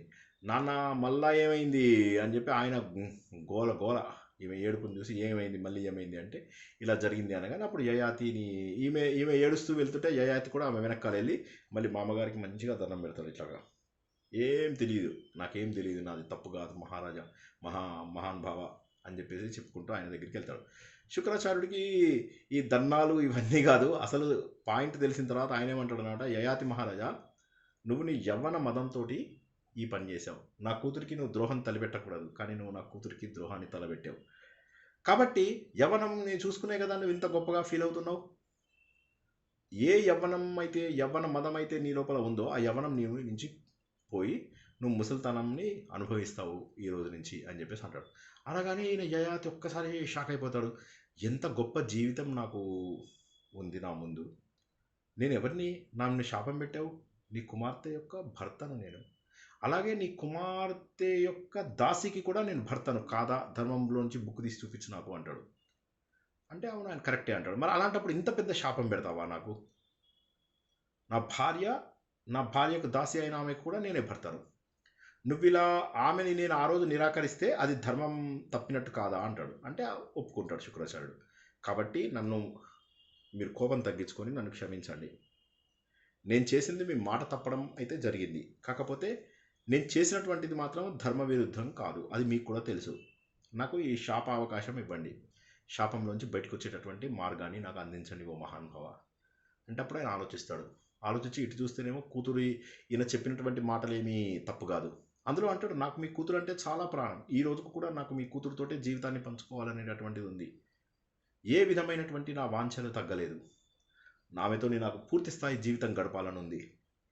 కాబట్టి ఈ ముసలితనాన్ని నేను భరించలేను, అన్నిటికంటే కూడా ఘోరమైనటువంటిది ముసలితనము, నన్ను మాత్రం విముక్తి చేయండి అంటే శుక్రాచార్యుడు బాగా ఆలోచించి, యయాతి ఒక పని చేయవయ్యా, నీ కొడుకులలో ఒకరిని నీ ముసలితనాన్ని తీసుకోమని చెప్పేసి వాళ్ళ యవ్వనం నువ్వు ఎక్స్చేంజ్ చేసుకున్న తర్వాత నీ ఇంద్రియ సుఖాలు నువ్వు ఏదైతే జీవనం అనుకుంటున్నావో అవన్నీ అనుభవించేసేయి, మళ్ళీ నీ యవ్వనాన్ని మళ్ళీ వాపస్ ఇచ్చేసి నీ ముసలితనాన్ని మళ్ళీ వెనక్కి తీసుకో. సో అలా ఎవరైతే నీకు నీ ముసలితనాన్ని స్వీకరించి వాళ్ళ యవ్వనాన్ని నీకోసం అని త్యాగం చేస్తారో వారు నిన్ను ఎక్కువగా ప్రేమించిన వాళ్ళ కిందికి వస్తారు. కాబట్టి ఎవరైతే నిన్ను ఎక్కువగా ప్రేమించారో వాళ్ళు మాత్రమే నీ తర్వాత ఈ రాజ్యాన్ని తీసుకునేటటువంటి హక్కు వస్తుంది. ఎందుకంటే తండ్రికి చేదోడు వాదోడుగా ఉంటూ తండ్రి యొక్క బాధ్యతలను సక్రమంగా తీసుకున్నటువంటి వాడే నిజమైనటువంటి కొడుకు. కాబట్టి నీ కొడుకు ఎవరైతాడు అంటే నీ తర్వాత నీ ముసలితనాన్ని ఈరోజు తీసుకోవడానికి ఇష్టపడ్డవాడు అని చెప్పి యయాతి ఆలోచించి కొడుకులను పిలుస్తాడు. కొడుకులందరినీ పిలిచి 5 కొడుకులని పిలుస్తాడు. పిలిచి ఇలా చెప్తాడనమాట, కుమారులారా ఇట్లా ఆయన శుక్రాచార్యుల యొక్క ఆదేశము, దాని ద్వారా నేను ఇలా ముసలితనాన్ని మీకు ఇవ్వాల్సి వస్తుంది, నాకు మీరంటే ప్రేమ ఉండి లేక కాదు, ఎవరన్నా ఇవ్వగలరా అని చెప్పేసి అంటాడు. అందులోపల యదువు అంటే శ్రీకృష్ణుడు వాళ్ళ వంశం ఆయన యదువు, ద్రుహివి, తుర్వసుడు, అనువు వీళ్ళందరూ ఏమంటారంటే అది కుదరదు, అలా ఎలా ఇస్తాము నాన్న, ముసలితనం అంటే ఏంటి, వయోభారం వల్ల మనకు వచ్చేటటువంటిది, మాకు వయస్సు అక్కడెక్కడుంది, అది కాక రోగాలు వస్తాయి, ఈ రోగము, ఈ ముసలితనము, జర మరియు వ్యాధి అనేటటువంటివి ఏవైతే ఉన్నాయో ఇవన్నిటికంటే ఘోరమైనటువంటివి, ఇవి మన విధివశాత్తు వస్తాయి, అటువంటిప్పుడు అనుభవించక తప్పదు. కోరి ఈ ప్రపంచంలో ఎవరైనా రోగాన్ని, ముసలితనాన్ని స్వీకరించిన వాళ్ళు ఉంటారా? అదిగాక మేము ఇలా ఉంటేనే మా దగ్గరికి అమ్మాయిలు ఎక్కువ మంది రావడం లేదు, అలాంటిది మీరేమంటున్నారంటే ముసలితనం అయితే, ముసలివాడైతే మన్మధుడి దగ్గరికి కూడా యవ్వనవతులు రారు. కాబట్టి మాకప్పుడు ఏ విధమైనటువంటి ఇంద్రియ వాంఛలు మాకు తీరడానికి వీలవదు నాన్న, కాబట్టి ముసలితనం మాకు ఇష్టం లేదు అంటాడు. ఇప్పుడు యయాతికి చాలా కోపం వస్తుంది. మీరు ఎవరైతే ఉన్నారో, వీళ్ళు రాజ్యాన్ని, యదువంశం వాళ్ళు ఎవరైతే ఉన్నారో, మీరు రాజ్యం చేయడానికి అర్హత లేదు. శ్రీకృష్ణుడు కూడా ఎప్పుడూ రాజ్య పరిపాలన చేయలేదు. శ్రీకృష్ణుడు ప్రైమ్ మినిస్టరు, ప్రెసిడెంట్ ఒకటి అక్కడ కూర్చోబెట్టేవాడు, ఉగ్రసేనుడు వాళ్ళు వీళ్ళని కూర్చోబెట్టి చేసేవాడు, కానీ శూరసేనుడు, ఉగ్రసేనుడు వీళ్ళే పరిపాలించేవాళ్ళు. కానీ ఈ కృష్ణుడి ఫ్యామిలీలో ఎవరు ప్రాపర్గా సింహాసనం మీద కూర్చొని పరిపాలించే వాళ్ళు ఉండరు, వాళ్ళని డమ్మీలను పెట్టి వాళ్ళు చేశారు, కానీ ఎప్పుడు కూడా వీళ్ళు రాజ్య పరిపాలన చేయలేదనేది ఒకటి గుర్తుంచుకోండి. అలాగే తుర్వసు వంశం వాళ్ళు ఎవరైతే ఉన్నారో వాళ్ళు కిరాత రాజులు అయిపోతారు. ఎక్కడో ఇప్పుడు కొంతమంది అంటారు వీళ్ళే ఏకలవ్యుడి వాళ్ళ ఫ్యామిలీ అయ్యారు అని అంటారు. అయితే అది వ్యాస భారతంలో ఉందా లేదా అనేది మనం కొన్నాళ్ళ తర్వాత చూస్తాం. ప్రస్తుతానికైతే అక్కడికి వదిలేయండి. తుర్వసు ఎవరు? తుర్వసు, కొద్దిగా జ్ఞాపకం ఉంచుకోండి, యదు, తుర్వసు. ఓకే, దృహ్యులు అని ఉంటారు. వీళ్ళు ఏంటంటే జలమయమైనటువంటి ప్లేసెస్లోనూ మాత్రమే వీళ్ళు రాజులు అవుతారు. అణువు వంశంలో ఉన్న వాళ్ళు యవ్వనంలో ఎంటర్ అవ్వగానే అణువు వాళ్ళు అందులో కలిసిపోతారు, చనిపోతారు. యవ్వనంలో ఉండగానే చనిపోతారు అని చెప్పి 4 శాపాలు పెట్టాడు. ఏం పెట్టాడు? యదువంశం వాళ్ళకేమో రాజ్యార్హత లేదు అని చెప్పాడు. తుర్వసు వంశం వాళ్ళేమో ధర్మము అధర్మము తెలియనటువంటి కిరాత రాజులు ఉంటారు కదా, కిరాత రాజులు అయిపోతారు. ఈ దృహ్యుడు అని ఎవరైతే ఉన్నారో, ఈ దృహ్యుడి యొక్క కుమారులు వీళ్ళ వంశం వాళ్ళు ఎవరైతే ఉన్నారో వాళ్ళు జలమయమైనటువంటి ప్లేసెస్కి రాజులు అవుతారు. ఇటలీలు అవి ఇవి ఉన్నాయి కదా, వెనిస్ నగరము అలాంటి వాటికి రాజులు అవుతారు. అణు వంశంలో ఉన్న వాళ్ళు మాత్రం యవ్వనం రాగానే చనిపోతారు. అనగానే 5వ వాడు హడలిపోతాడు. వాడు పూరుడు అని ఒకడు ఉంటాడు అన్నమాట. వాడంటాడు, నాన్న వాళ్ళందరూ పోతే ఏమైంది, నేను నీకు నా యవ్వనాన్ని ఇస్తాను తీసుకోండి అని అంటాడు. ఎందుకంటే ఇవ్వకపోతే తన్ని శాపం పెడతాడు. ఇంకోటి తండ్రి అంటే ప్రేమ కూడా ఉంటుంది. సో వచ్చేసి నాన్నగారు నేను నా యవ్వనాన్ని మీకు ఇస్తాను, మీ ముసలితనాన్ని నేను అనుభవిస్తాను అంటాడు. అనగానే యయాతి చాలా సంతోషిస్తాడు. ఆ తర్వాత అప్పుడు యయాతి స్వర్గ సుఖాలు అనుభవిస్తాడు 2 భార్యలతోటి. అయితే అప్పుడు ఆయన యయాతి లోపల ఒక మార్పు వస్తుంది. ఏమిటి? ఇంద్రియ సుఖాలు అన్నిటికంటే ఇంపార్టెంటా? ఈ శరీరంతో వచ్చేటటువంటి భోగాలు ముఖ్యమా? శరీరంతో వచ్చినటువంటి మరికొన్ని శరీరాల ద్వారా మనం ఈ ప్రపంచంలో ఏం సాధిస్తాం అని ఆయనకి కొన్నాళ్ళు బాధేసి అనుకుంటాడు. ఈ కోరికలు అనేటటువంటివి తీర్చుకుంటే తీరవు, ఇంకా పెరగడమే. అగ్నికి మనం నెయ్యి వేస్తే ఏమవుతుంది? అగ్నికి ఆజ్యం పోస్తే ఏమవుతుంది? ఇంకా అగ్ని పెరుగుతుంది, కానీ అగ్ని ఎప్పుడు చల్లారదు. కాబట్టి ఈ కోరికలను నేను బలవంతంగా అణుచుకోవలసినటువంటివి, ఉన్న వాటితో సంతృప్తి పొంది నేను సన్యాస మార్గంలో వెళ్ళవలసినటువంటి వాడిని. ఇప్పటికే చాలా ఏళ్ల పాటు నేను ఈ మార్గంలోకి వచ్చి ఎంతో అనుభవించాను, కానీ ఇప్పుడు ఇంకా తప్పు. అందులో నా కుమారుడిది తీసుకున్నాను, కొంత కుమారులకు శాపం పెట్టాను. దీన్ని బట్టి ఏమర్థమవుతుంది? భోగభాగ్యాలు అనుభవించాలి అనేటటువంటి కోరిక మనను నీచమైనటువంటి స్థాయికి దింపుతుంది. మహానుభావుడైనటువంటి యయాతి మహారాజు అప్పుడు ముందు వెంటనే కొడుకుని పిలుస్తాడు. ఈ ఆలోచన వచ్చిన 2వ క్షణమే పూరుడిని పిలుస్తాడు. పిలవగానే ఊర్లో వాళ్ళందరూ ఇదేంటి ఆయనకి ఎందుకు ఇస్తున్నావు, ఇంకా 4 ఉన్నారు కదా వాళ్ళు అంటే, ఆ 4కి అర్హత లేదు, తండ్రి మాట విన్నాడు కాబట్టి ఇతడికి అర్హత అని చెప్పి ఈ సామ్రాజ్యానికి అతన్ని చక్రవర్తిగా చేస్తాడనమాట. సో చేసిన తర్వాత తన జీవితం ఏమిటి? అప్పుడు వెంటనే అడవిలోకి వెళ్ళిపోయి అక్కడ తపస్సు చేయడం ప్రారంభిస్తాడు. తపస్సు చేయగానే ఒక్కసారిగా, అంటే మార్పు వచ్చిన మనిషి మనలాంటి వాళ్ళకంటే గొప్పవాడు. తప్పులు చేసి సడన్గా మార్పు వచ్చిన వాడు రాకెట్ స్పీడ్ లోపల భగవంతుడిని చేరుకుంటాడు. మనం ఏ తప్పులు చేయం, స్మోకింగ్ చేయం, డ్రింకింగ్ చేయము, ఏమీ చేయము, స్మూత్గా వెళ్తాము, అంతే, అక్కడే ఉంటాం, ఎదుగుదల ఉండదు. దానికి తోడు అసలు యూట్యూబ్లో వచ్చిన వీడియోలు ఆయన పోస్ట్ చేస్తున్నాడు, శ్రీనివాస్ 11 తర్వాత పోస్ట్ చేస్తున్నాడు, 12 తర్వాత పోస్ట్ చేస్తున్నాడు, చూద్దామా, చేస్తాడు, వాడి పని అది, మా పని ఏముంది, అలా కూర్చుని చెవులో పోయించి వినడమే అని చెప్పేసి వినం. దానివల్ల ఏమవుతుంది, మన లోపల శ్రద్ధాసక్తులు తగ్గిపోతాయి. అందుకోసం అని చెప్పేసి ఈయన ఏం చేస్తాడు, ఆలోచించేసి చివరికి గొప్ప ఆలోచన ద్వారా జ్ఞానయోగిగా తయారైపోతాడు యయాతి. జ్ఞానయోగిగా తయారవగానే పిల్లలే ఆశ్చర్యపోతారు. కొన్నాళ్ళకు తల్లిదండ్రులు వాళ్ళ దగ్గరికి వచ్చేస్తారు, పిల్లలు వచ్చి ఒకసారి మామూలుగా అడుగుతాడనమాట. ఈయనను చూడగానే చాలా సంతోషపడతాడు. అడగానే అప్పుడు అంటాడనమాట, ఎవరు నాన్న, మీరెవరు అంటే అప్పుడు చెప్తాను, నేను మీ తండ్రిని, ఇక్కడ ఇప్పుడు ఇన్ని సంవత్సరాల నుంచి నేను ఈ యజ్ఞం చేస్తున్నాను, నాకు ఇక్కడ తెలిసిన చాలా గొప్ప విషయాలు ఉన్నాయి, నేను ఒక జ్ఞానయోగిగా మారిపోయాను. దేవేంద్రుడు కూడా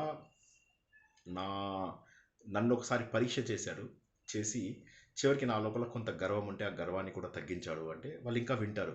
వినగానే నిజమే, నువ్వు చెప్పినటువంటిది చాలా కరెక్టు నాన్న, కానీ ఇంత జ్ఞానం నీకు వచ్చింది కదా, ఇప్పుడు ఏముంది అంటే అప్పుడు అంటాడు అనమాట, అన్నిటికంటే కూడా అహింస పరమో ధర్మ అనేటటువంటిది చాలా గొప్పది, అన్ని జీవుల యందు దయ ఉండడం గొప్పది అన్నటువంటి విషయం, అద్వేష్ట సర్వభూతానాం మైత్ర కర్ణయ్యవచ్చు, అది అన్నిటికంటే గొప్పదని తెలిసింది అని చెప్పి పిల్లలకు చెప్తూ ఉంటారు. పిల్లలందరూ శ్రద్ధగా వింటూ ఉంటారు. అంటే నిజం పలకడం అంటే సత్యం, హితంగాను ప్రియంగాను ఉండేదాన్ని సత్యం అంటారు. సత్యం అంటే ట్రూత్ కాదు, ప్రియంగాను హితంగాను ఉండేదాన్ని సత్యం అంటారు. ఇతరులను బాధించడం అనేటటువంటిది అధర్మము అని చెప్పేసి అంటాడనమాట. స్త్రీ పురుషులు ఎవరైతే గర్భంలో స్త్రీ పురుషుల దీని తర్వాత గర్భం దాల్స్తారు, గర్భం దాల్చిన తర్వాత పిండంగా మారుతుంది. ఆ పిండం ఈ శబ్దస్పర్శ రూపరస గంధాలు ఇవన్నీ తయారు చేసి ఒక రూపాన్ని మెల్లమెల్లగా ఎత్తుకుంటూ తల్లి గర్భం లోపల పెరుగుతూ ఉంటుంది. పెరిగిన తర్వాత కంటితో చూస్తూ, చెవులతో వింటూ, ఇలా అన్ని బయట ప్రపంచంలోకి రావాలి అనుకుంటుంది. ఎంతసేపు అయినా సరే నేను తల్లి గర్భంలో ఉన్నంతసేపు కూడా లాభం లేదు, నేను బయటకు వచ్చిన తర్వాత అన్ని పనులు చేయాలి, ఏవి చేసినా సరే యజ్ఞ యాగాలు చేస్తాను, మంచి పనులు చేస్తాను, పుణ్యకార్యాలు చేస్తాను, పాపాలన్నీ తగ్గించుకుంటాను, గత జన్మలో చేసినటువంటి పాపాలన్నీ నేను పోగొట్టుకుంటాను, ఇవన్నీ అనుకుంటూ ఉంటారు. కానీ బయటకు వచ్చిన తర్వాత సర్వము మర్చిపోతూ ఉంటారు. ఈ విధంగా ఏంటంటే బయటకు వచ్చిన తర్వాత వీళ్ళు చేస్తారు, యజ్ఞయాగాలు చేస్తారు, కానీ ఇవి కేవలం ఆడంబరం కోసమే చేస్తారు తప్ప వీళ్ళు ఏ విధమైనటువంటి ఫలాపేక్ష లేకుండా చేయనటువంటి వాళ్ళు ఉంటారు. కాబట్టి ఇటువంటివి ఎప్పటికీ మంచివి కాదు అని చెప్పి వాళ్ళ పిల్లలకు చెప్తారనమాట. చెప్పగానే అప్పుడు వాళ్ళు అంటారనమాట, మరి పుణ్యలోకాలు అనేవి ఏంటి, అక్కడికి వెళ్ళగలమా, అందరం వెళ్ళగలమా అంటే తప్పకుండా అందరికీ పుణ్యలోకాలు దొరుకుతాయి. అయితే పుణ్యంతో వచ్చినటువంటి లోకాలు ఏవైతే ఉంటాయో ఆ లోకాలలో మనం తక్కువ సమయము, ఎంత సమయమో మన పుణ్యాన్ని బట్టి ఉండి మళ్ళీ వెనక్కి వచ్చేస్తాము. కాబట్టి ఏంటంటే పుణ్యం కంటే కూడా గొప్పది ఏంటంటే జ్ఞానం అనేటటువంటిది. ఆ జ్ఞానము ఏంటంటే నేను భగవంతుడు అంశ అని చెప్పి తెలుసుకోవడము అని చెప్పేసి చెప్పగానే అందరూ ఆశ్చర్యపోతారనమాట. ఈయన జ్ఞానానికి ఆశ్చర్యపోయి చాలా సంతోషపడతారు. ఈ విధంగా యయాతి చరిత్రని మనము పూర్తి చేసుకున్నాము.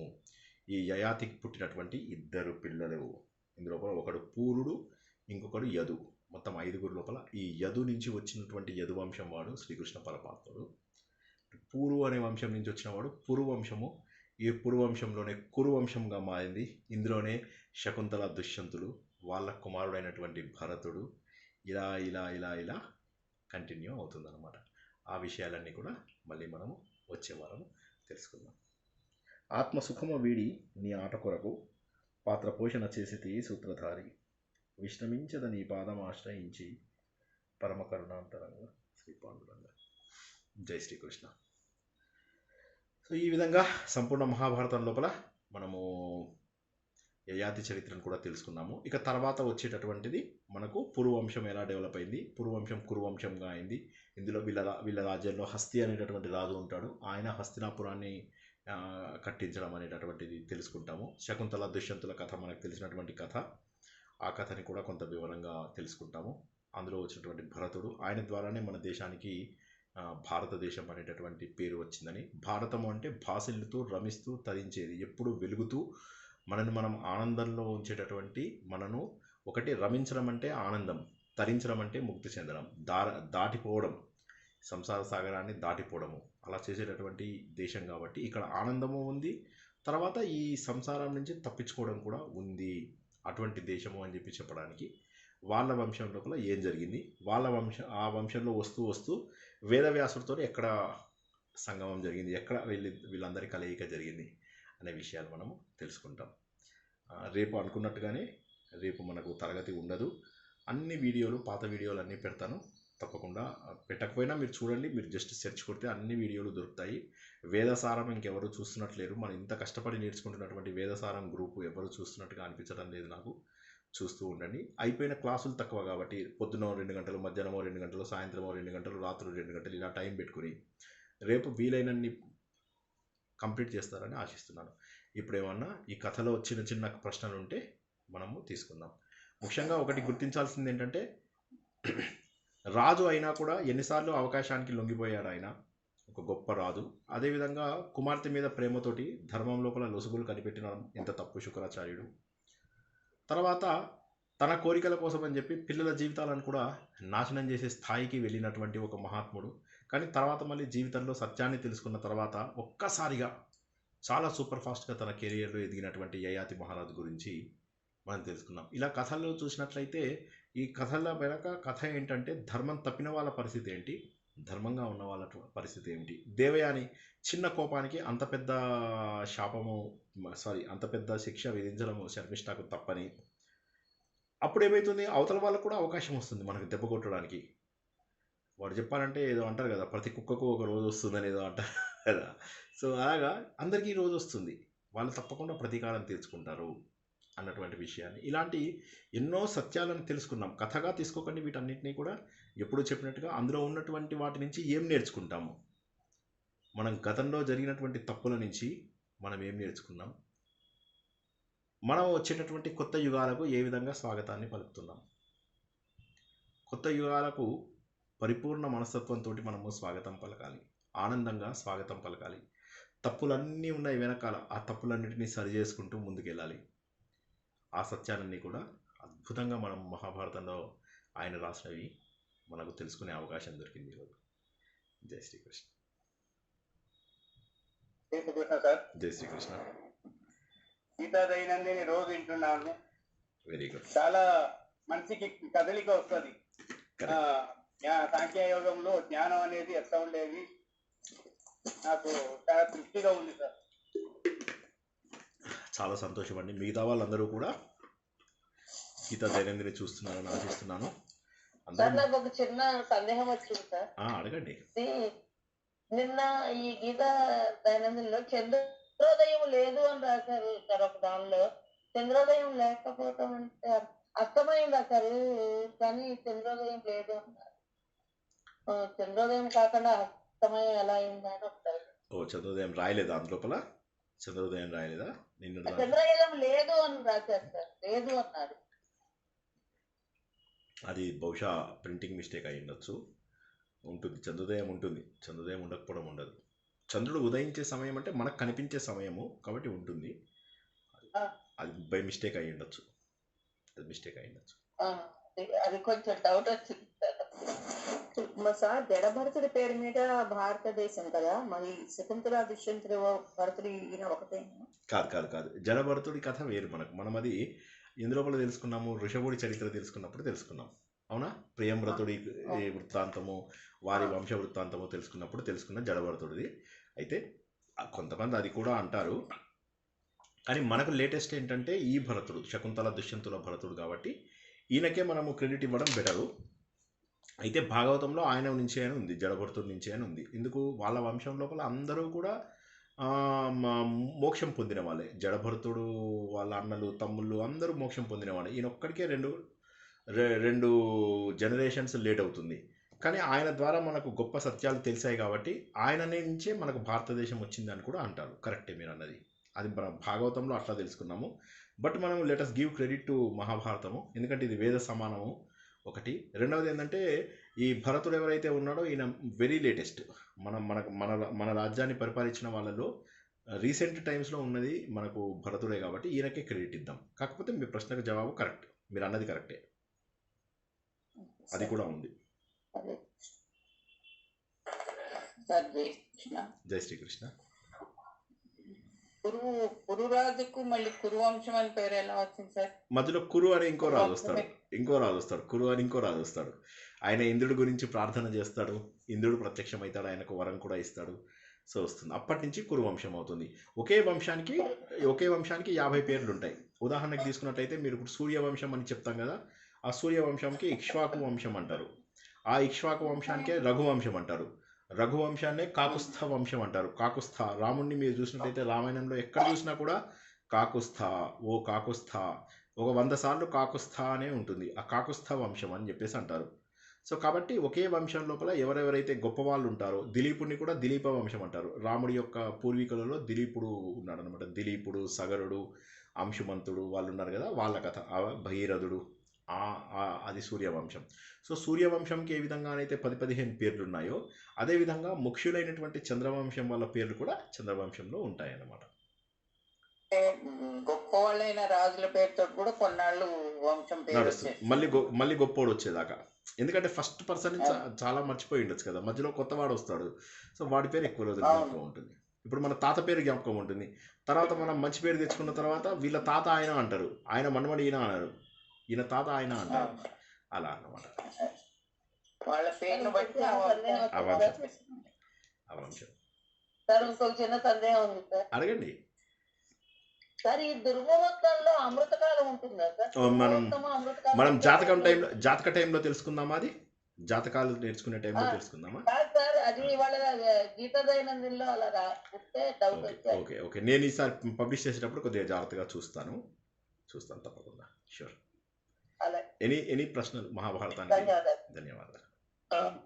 శ్రీ గురుభ్యో నమః. శ్రీమాత్రే నమః. నమస్తే సార్, చెప్పండి. నాకైతే ఒకటి సందేహం. మాది మద్యపానం ఉన్నది పంచమహాపాతకాల్లో ఒకటండి మద్యపానాన్ని. అవునండి, కరెక్ట్. మాతో వచ్చేటటువంటి 5 కూడా పంచమహాపాతకాలు.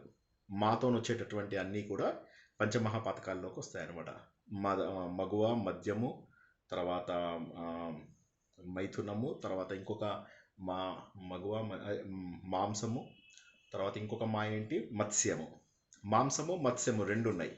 మాంసము, మత్స్యము, మద్యము, మగువ లేదా మైథునము, ఇంకోటి ఏం చెప్పుకున్నాం అని మొత్తం 5 మాలు. బంగారం దొంగిలించడం అది వేరు, అది మనకు కలిది, అది కలిస్థానం. మీరు చెప్తున్నది కలిస్థానము.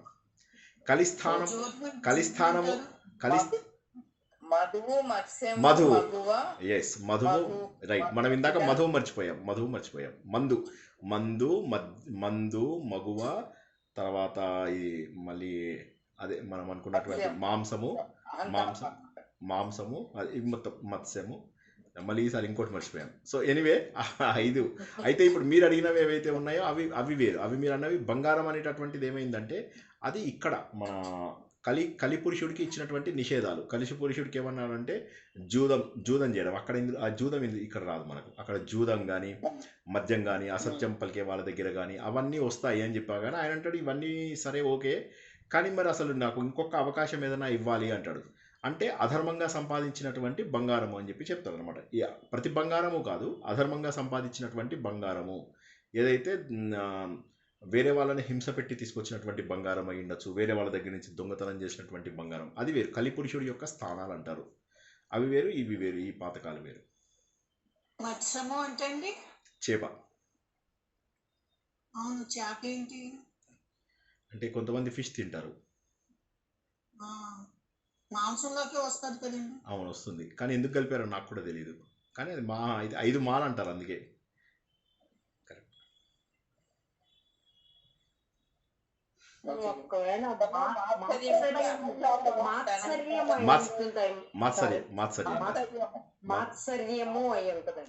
కాదు మద్యము చూడండి, ఆగండి ఒకసారి. చలో, మద్యం ఓకే, ఇది ఫిక్స్ చేసేయండి. మాంసం, మైథునం ఓకే, ఈ 3 అయిపోయాయి. ఈ 3టిని మగవ, ఈ 3 అయితే ఖచ్చితంగా ఇది. మిగతా 2 ఏంటి? మత్స్యము, మదం కాదు. అవునండి, మధు వచ్చేసింది కదా, మదం వచ్చేసింది ముందే. ఇంకోటి ఏదో ఉంది, చూడండి, అందరూ కూడా చూడండి ఒకసారి గూగుల్లో చూసి తెలుసుకోండి. మదం కాదనుకుంటా, మదం కాదు. పాతకం ఎట్లా అవుతుంది? మదం అనేది అందరిలో ఉండే లక్షణం కదా, అది లక్షణం. అది ఏదో ఉంది, మాది ఇంకోటి ఏదో ఉంది, మర్చిపోయాం. జూదం అండి, కాదు జూదం కాదు. అన్నట్టు. కాదు, మాతోటే వస్తుంది. అది కూడా మాతోటే వస్తుంది. ఐదు అది చెప్పాను ఇందాక. సో ఎనీవే, అది తెలుసుకుందాం మనం, మళ్ళీ చూద్దాం. గూగుల్లో కొడితే వచ్చేస్తుంది. మనం ఏమైంది మర్చిపోతే ఏమైంది, మనకు గూగుల్లో కొట్టగానే వస్తుంది. ఇంకేమైనా ప్రశ్నలు ఉన్నాయా? గురువు దేవయాని కొడుకండి, శర్మిష్ట కొడుకు. అందుకనే క్షత్రియుడు అట్లా అనుకోవచ్చు, క్షత్రియ వంశం అనుకోవచ్చు. అయితే ఇంకోటి ఏంటంటే ఈ వంశాలలో కూడా చాలా వరకు మళ్ళీ మిక్స్ అండ్ మ్యాచ్లు ఉన్నాయి. చాలా వరకు వీళ్ళందరూ మళ్ళీ వ్యాసుడు పిల్లలు. యాక్చువల్గా పాండురాజు, తర్వాత ధృతరాష్ట్రుడు, తర్వాత విదురుడు, వీళ్ళందరూ మళ్ళీ వేదవ్యాసుడి పిల్లలు. అంటే మళ్ళీ బ్రాహ్మణ్ పిల్లలు అయిపోయారు. సో ఇక అట్లా పెట్టుకోకూడదు. ఆ రోజుల ఆచారాలు అవి మనకు తెలియవు. ఆ రోజుల పద్ధతులు వాటి ప్రకారం ఏంటంటే భర్త ఎప్పుడైతే ఉండడో అప్పుడు సద్బ్రాహ్మణుల ద్వారా ఒక సంతానం పొందవచ్చు అని చెప్పేసి ఉండేదన్నమాట. అట్లా సరోగసి లాగా అలా ఉండేది. అయితే అది దాని ద్వారా వచ్చిన వాళ్ళు కాబట్టి వాళ్ళని కూడా క్షత్రియులుగానే భావించేవాళ్ళు. సో అట్లా. సో అది ఆ రోజుల ఆచార వ్యవహారాలు. అవన్నీ మనం ప్రశ్నించలేము. కానీ గురుగారు యాక్చువల్గా అవును, మీరన్నది కరెక్ట్ అయ్యి ఉండొచ్చు. కానీ వాళ్ళు వరపుత్రులు కదండి. వాళ్ళు యూజువల్గా పుత్రులు కానీ పుత్రికి కానీ ప్రసాదించదు, వాళ్ళు తపశక్తితోటే ప్రసాదిస్తారు. కానీ నార్మల్ వేస్ లో జరిగి ఉండేది కాదు యాక్చువల్గా. అంతే కదండి. అవును. కానీ వీళ్ళు ముగ్గురు శక్తితో వచ్చిన వాళ్ళు కాదు. ఇప్పుడు విదురుడు అంటే సరే కొంత ధర్మ దేవత యొక్క అంశతో పుట్టిన వాళ్ళు. కానీ మిగతా ఇద్దరు పాండురాజు తర్వాత అయిన ధృతరాష్ట్రుడు దేవతల అంశతోని పుట్టిన వాళ్ళు కాదు. వాళ్ళకి శక్తి ఉంటుంది అంతే, వేదవ్యాసుడి యొక్క శక్తి వస్తుంది వాళ్ళకి అంతే. విదురుడు శాపవశాత్తు ఇక్కడ భూలోకంలో జన్మిస్తాడు అంతే. ఆయనకి ఏమవుతుందంటే పూర్వజన్మ లోపల ఆయన ఒక ఋషి ఉంటాడనమాట. ఆ ఋషి మాండుక్యుడు అనే ఒక ఋషిని అనవసరంగా చిన్నప్పుడు ఏదో చిన్న ఇవి పెట్టాడని చెప్పేసి ఆయనకు ఘోరమైనటువంటి పనిష్మెంట్ వస్తుంది. రాజు ఘోరమైన శూలదండనం విధిస్తాడు ఆయనకు. ఒక చిన్న తప్పు, ఈయన తప్పు లేకపోయినా కూడా ఈయనని శూలదండనం విధిస్తాడు. అప్పుడు చనిపోయిన తర్వాత ధర్మదేవత దగ్గరికి వెళ్ళి, నన్ను ఎందుకు ఇలాగా చేశావు, నేను ఏం తప్పు చేశాను, జీవితం అంతా తపస్సే చేసుకున్నాను కదా అంటే, చిన్నప్పుడు నువ్వు చీమల్ని కీటకాలని పట్టుకుని చంపేవాడివి అంటే అప్పుడు నా వయసు ఎంత, నేనెంత, నాకు ఎంత మెచ్యూరిటీ ఉంటుంది, అప్పుడు చేసినటువంటి తప్పులకి నన్ను ఇలా నువ్వు ఇంత పెద్ద ఇది చేస్తావా అంటే అప్పుడు ఆయన అంటాడమ్మా అని రివర్స్ శాపం పెడతాడు. నీ అంశతో నువ్వు మళ్ళీ భూలోకంలో నువ్వు పుట్టి తీరుతావు, నీకు ఇది తెలియాల్సిందే అంటే. ఆ అంశ వేరు, పూర్తి జన్మ వేరు. ధర్మరాజు కూడా యమధర్మరాజు అంశనే. అంశ అంటే క్యారెక్టర్ అంటారు. అంశ అంటే ఏంటంటే 16 లక్షణాలు ఉంటాయి మొత్తము. ఆ 16 లక్షణాలలో కొన్ని లక్షణాలతో పుడతారు అంతే. అంశ అంటే టోటల్గా డైరెక్ట్గా మొత్తం వాళ్ళ రూపం ఇక్కడ దిగిపోదు. కృష్ణుడు ఒక్కడే అలా అన్ని కళలతోటి పూర్తిగా దిగినటువంటిది కృష్ణుడు ఒక్కడే. అందుకోసమే కృష్ణుడు ఏమంటారు, కృష్ణస్తు భగవాన్ స్వయం అంటారు. సో కాబట్టి కృష్ణుడు ఒక్కడికే ఆ ఇది ఉంది. రాముడు వీళ్ళందరివి కూడా పూర్ణావతారాలు కావు, ఎందుకంటే వాళ్ళలో కొన్ని అంశాలతోటే వచ్చారు. అలాగే పరశురాముడు తీసుకున్నట్టయితే కేవలం 2 అంశాలతో వచ్చాడు, ఆవేశ అంశాలతో మాత్రమే భగవంతుడి రూపంలో వచ్చాడు. అదేవిధంగా మత్స్యావతారం ఒక్క అంశతో వచ్చినటువంటి అవతారం, కూర్మావతారం ఒకటే అంశతో వచ్చినటువంటి అవతారం. అందుకే కూర్మావతారం జరుగుతున్నప్పుడు విష్ణుమూర్తి ఒకే టైంలో సైమల్టేనియస్గా 7-8 రూపాలలో దిగుతాడు. అవునా? కూర్మావతారం ఎప్పుడు వస్తుంది మనకు? సాగర మథనం సమయంలో వస్తుంది. సాగర మథనం సమయం లోపల ఆ మందర పర్వతం కింద ఆయన ఉండడం జరుగుతుంది. జరిగి తన వీపు మీద మందర పర్వతాన్ని పెట్టుకుని అప్పుడు వీళ్ళందరినీ సాగర మథనం చేయమంటాడు. అప్పుడు ఆ సాగర మథనం నుంచి వచ్చిన ధన్వంతరి ఎవరు? విష్ణుమూర్తే. జగన్మోహిని ఎవరు? విష్ణుమూర్తే కదా. సో అట్లాగా ఒకేసారి మల్టిపుల్ అంశాలతో భగవంతుడు పుట్టే అవకాశం ఉందన్నమాట. మనకు అది లేదు. మనం ఒకేసారి అంశాలతో పుట్టలేము, కానీ మన అంశాలను ప్రదర్శిస్తాం జనాల దగ్గర. కొంతమంది దగ్గర కోపం ప్రదర్శిస్తాము. వాళ్ళు ఎప్పుడు అనుకుంటారు వీడు కోపిస్తాడు అనుకుంటారు. ఇంటికి వచ్చి చూస్తేనేమో పిల్లిలాగా ఏం మాట్లాడకుండా వైఫ్ కొట్టే అప్పడాలు దెబ్బలు తింటూ అప్పడాల కన్నా దెబ్బలు తినుకుంటూ కామ్గా ఉంటాడు. ఇంట్లో చూస్తేనేమో వీడు భార్యాబాధితుడేమో అనుకుంటారు. సో అలాగా మనం ఏంటంటే అంశాలు మన లోపల కూడా ఉంటాయి, కానీ అవి మనం ఒకేసారి సైమల్టేనియస్గా 10 అంశాలను ప్రదర్శించేటటువంటి అవకాశం లేదన్నమాట. అంటే పూర్వజన్మ సువాసన ఫలం వల్ల మనకు కొన్ని అద్భుతాలు ఉంటాయి ఇప్పుడు కదా గురువుగారు? పూర్వజన్మవే ఎక్కువ ఉంటాయి యాక్చువల్గా. ఇప్పుడు మనకేమవుతుందంటే మీకు ఇప్పుడు ఇది మన నాడీ ఇది అనుకోండి, నాడీ సిస్టమ్ ఇది ఉంది కదా. ఈ నాడీ సిస్టమ్ లోపల ఇడా పింగళ సుషుమ్న అని ఉంటాయి. వీటి ద్వారా ఏర్పడినటువంటి ఇన్విజిబుల్ చక్రాలు ఉంటాయి. ఈ చక్రాల చుట్టూరా మనం చేసుకున్నటువంటి పాపపుణ్యాలు, సంస్కారాలు, వాసనలు అన్నీ దీనికి ఉంటాయి. ఈ జన్మ ఎత్తాము అంటే కేవలం వాటి వల్లే ఎత్తుతాం. ఉదాహరణకి నాకు ₹1,00,000 నెగటివ్ వాల్యూ, ₹1,00,000 పాజిటివ్ వాల్యూ ఉందనుకోండి, జీరో అయిపోదు. అది 1,00,000 పుణ్యము అనుభవించాలి, 1,00,000 పాపం అనుభవించాలి. So -1,00,000 + 1,00,000 is equal to 2 lakhs. It is not zero. So ఆ 2 lakhsని ఒక జన్మలో అనుభవించలేము. అందుకని ఏం చేస్తారంటే దేవుడు ఇందులోంచి ఒక 1000, అందులోంచి ఒక 1000 ఇచ్చి చలో ఎంజాయ్ చేసుకో, 1000 మంచిగా 1000 చెడ్డగా అని అంటాడు. అందుకోసమనే అదృష్టవంతుడు తన జీవితంలో కొన్ని దురదృష్టాలను ఎదుర్కొంటాడు, దురదృష్టవంతుడు తన జీవితంలో కొన్ని అదృష్టవంతమైనటువంటి ఫేజెస్ చూస్తాడు. కానీ అందరికీ అదృష్టమే, అందరికీ దురదృష్టమే ఉండడం అనేది మీరు ఎవ్వరికీ చూడరు. దీన్నే ప్రారంధం అంటారు. ప్రారంధం అనేది ఎప్పటికీ మారదు. ఆ ప్రారంధం కోసం ఎన్ని పూజలు చెయ్యి, ఎన్ని వ్రతాలు చెయ్యు, ఎన్ని నోములు చెయ్యు, దేవుడే దిగొచ్చినా కూడా ప్రారంధం మాత్రం మారదు. హౌఎవర్ ఇక్కడ ఉన్నటువంటి సంచితం, అంటే మనం సంచిలో మోసుకొచ్చే వాటిని సంచితం అంటారు. ఇంగ్లీష్ లోపల క్యూములేటివ్ అంటారు. ఆ సంచితం ఏదైతే ఉందో ఆ సంచితంలో కొన్ని కోట్ల జన్మల పాపాలు పుణ్యాలు ఉన్నాయి కదా, అవి క్లీన్ చేయొచ్చు. దాన్ని క్లెన్జింగ్ ప్రాసెస్ అంటారు. ఆ క్లెన్జింగ్ ప్రాసెస్కే మనకు కర్మయోగము, భక్తి యోగము, రాజయోగము, జ్ఞానయోగము, వీటన్నిటి ద్వారా ఇలా క్లీన్ చేసుకుంటూ వెళ్తాం అన్నమాట, పైకి ఎదుగుతూ ఉంటాం. సో అది ఇక్కడ జరిగేటటువంటి ప్రాసెస్. కాబట్టి మనకు జరిగేవన్నీ కూడా ఎక్కువ శాతం ఏంటంటే పూర్వజన్మవే జరుగుతాయి. మనది వదిలేయండి, ఈ పశువులు, పక్షులు, చెట్లు, కేచరాలు, భూచరాలు, ఇవన్నీ ఏవైతే ఉన్నాయో, జలచరాలు, వీటన్నిటికీ 100% ప్రారంధమే. ప్రారంధం అంటే ఇంగ్లీష్లో ఫేట్ అంటాం. సో 100% ప్రారంధమే. వేరేజ్ మనుషులకి 60% ప్రారంధం, ఒక 30-40% వాళ్ళు పర్సనల్గా చేసుకోవచ్చు. అంటే కొత్త పాపములు, కొత్త పుణ్యములు చేసుకునేటటువంటి అవకాశము కేవలం మనుషులకే ఉంది. అయితే పశువులకు మాత్రము 100% ఏదైతే చెయ్యాలని వచ్చాయో అవి చేసుకుని వెళ్ళిపోతాయి. కానీ మన విషయంలో 60% అనుభవిస్తాము, ఇంకొక 40% కొత్త పాపాలు, కొత్త పుణ్యాలు చేసుకునే అవకాశం ఉంటుంది. ఈ కొత్త పాపాలు, కొత్త పుణ్యాలు వద్దు, నాకు డైరెక్ట్గా మోక్షమే కావాలి, బట్ ఆల్రెడీ నేను కొన్ని సంచిల కొద్ది పాపాలు తీసుకొని వచ్చాను అనుకుంటే అగ్గిపుల్ల తీసుకొని వేసేసేయాలి వెనక్కి. ఆ అగ్గిపుల్లనే జ్ఞానయోగం అంటారు. దాని ద్వారా ఏమవుతుందంటే జ్ఞానాగ్ని దగ్ధ కర్మాణం, ఉన్నటువంటివన్నీ కూడా నాశనం చేసుకునే అవకాశం ఉంది. కాబట్టి మనం చేసే వాటిల్లో ఎక్కువగా వాసన సంస్కారాలు. మీరు చూసినట్లయితే ఒకే తల్లికి, ఒకే తండ్రికి పుట్టిన వాళ్ళు కూడా వేరువేరు లక్షణాలని ఎగ్జిబిట్ చేయడం అనేది మనం చూస్తూ ఉంటాం. దానికి కారణం ఏంటంటే వాళ్ళ పూర్వజన్మ, ఖచ్చితంగా జన్మ అనేది ఉంది. ఈ సోల్ అనేది ఏదైతే మనం ఆత్మ అనేది అయితే చెప్పుకుంటున్నామో ఇది ఒక చైతన్య శక్తి అంతే. మనం మళ్ళీ జన్మెత్తినప్పుడు ఈ ఆత్మని తీసుకుంటాం, ఈ శక్తిని తీసుకుంటాం, ఈ చైతన్య శక్తిని. కాబట్టి ఖచ్చితంగా జన్మలెత్తడం అనేది ఉంది. ఆ జన్మలెత్తినప్పుడు మన పూర్వజన్మలో ఉన్నటువంటి వాసన సంస్కారాల ద్వారా ఈ జన్మలో వస్తాం. కొన్ని థింగ్స్ ఆటోమేటిక్. ఇప్పుడు కొంతమందికి పుట్టడంతో అద్భుతంగా వాళ్ళు స్విమ్మింగ్ చేసేస్తుంటారు, అద్భుతంగా క్రికెట్ ఆడేస్తూ ఉంటారు, అద్భుతంగా వేదపఠనం చేసేస్తూ ఉంటారు. ఇవన్నీ ఇక్కడి నుంచి వస్తాయి, ఇవన్నీ పూర్వజన్మవే కదా. ఎందుకోసం అంటే వాళ్ళకి పూర్వజన్మ వాసనలు ఈ జన్మలో కంటిన్యూ అవుతున్నాయి అవి. సో అట్లాగే మనకు కూడా అంతే. ఇప్పుడు నేను చిన్నప్పుడు మా ఇంట్లో కూడా మ్యాక్సిమం అల్లరి చేసేది నేనే ఉండేది. మా పెద్దనయ్య చాలా కామ్గా ఉండేవాడు, మా రెండో అన్నయ్య ఎప్పుడు కన్నింగ్ ఉండేవాడు. సో ముగ్గురము మరి సేమ్ మా అమ్మ నాన్నకే పుట్టాం కదా, మరి అలాంటప్పుడు ముగ్గురం 3 రకాలుగా ఎలా ఉన్నాం. నేనేమో ఎంత అల్లరో మళ్ళీ అంత ప్రేమ, అంత రెస్పాన్సిబుల్గా ఉండేవాడిని ఇంట్లోపల.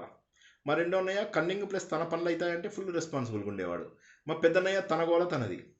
సో మరి ముగ్గురము ఒకే రకంగా ఎందుకు పుట్టలేదు? ఒకే తల్లిదండ్రులు, ఒకే రకంగా పెరిగాము, ఒకే రకంగా ఉన్నప్పటికీ కూడా కొంత డిఫరెంట్ ఉంటాయి. సో దట్ ఈస్ బికాజ్ మన ఫేట్ అనేది it plays a major role. అయితే మన సంకల్పం అనేది, ఫ్రీ విల్ అనేది ఏదైతే ఉందో ఆ ఫ్రీ విల్ని మనం ఎలా వాడుకోవాలంటే, because we are human beings and because we are lucky enough, మనం ఏం చేయాలంటే ఇక్కడ ఆ ఫ్రీ విల్ని సరైనటువంటి దారిలో వెళ్ళడానికి, ఎదగడానికి ఉపయోగించుకోవాలి. ఈ కష్టాలు ఎలాగో అనుభవించాలి, సుఖాలు ఎలాగో అనుభవించాలి. ప్రారంధం ఆల్రెడీ వస్తుంది. మనకు ₹1,00,00,000 వచ్చేది ఉంది అంటే అడ్డదారులు తొక్కాల్సిన అవసరం లేదు. ఎక్కడ ఉన్న డబ్బైనా మన చేతిలోకి వచ్చి తీరుతుంది. ఎన్ని అడ్డదారులు తొక్కాల్సిన అవసరం లేదు. అటు చచ్చిపోతున్నాడు, వాడు చితి మీద ఉన్నాడు, బాస్ ఒక ₹1,00,00,000 నీకు వచ్చేది ఉంది, ఒక్క నిమిషం ఆపు, నిన్ను వాడిని అందరు చెప్తారు కాల్చకండి వాడిని అని చెప్పి ఆ చేతి లోపల చెక్ పెట్టిన తర్వాతే వాడు చచ్చిపోతాడు. అంతవరకు వాడు బతికే ఉంటాడు. కాబట్టి ప్రారంధం అనేది చాలా గట్టిది. ప్రారంధాన్ని ఎవరు కూడా, ఇది కాలో దురతిక్రమ, ఏమైనా ఆంజనేయ స్వామి ఏమంటాడు, ఈ ఫేట్ అనేది అవుతుందో దీన్ని ఎవరూ కూడా దాటలేరు అని చెప్పేసి సీతాదేవిని చూసినప్పుడు బాధపడుతూ అంటాడు ఆయన. సో కాబట్టి ఇది ఎవరు మారలేరు అనేటట్టు ఈ విషయాలని మనకు నిజంగా సీతాదేవికి రాముడికి ఫేట్ ఉందని కాదు అక్కడ. మనకు చెప్తున్నారు అని ఆ సందేశాన్ని అర్థం చేసుకోవాలి. కథ కంటే కూడా సందేశం. మన గ్రంథాలు అద్భుతమైనటువంటి సందేశాన్ని ఇచ్చేటటువంటివి. అందుకే హిందూ ధర్మం గొప్ప ధర్మం అని మనం ఎందుకు అనుకుంటున్నామంటే సందేశాన్ని మనం తీసుకుంటాం కాబట్టి. జై శ్రీకృష్ణ. అంటే గురుగారు ఇక్కడ ప్రారంభ కర్మ అనేది ఒక చిన్న డౌట్ అండి. అంటే నేను ఎక్కడో చదివాను, చెప్పండి. బట్ గురు చరిత్రలో కూడా చాలా సార్లు విన్నాను. అవును. ఒక తరగతి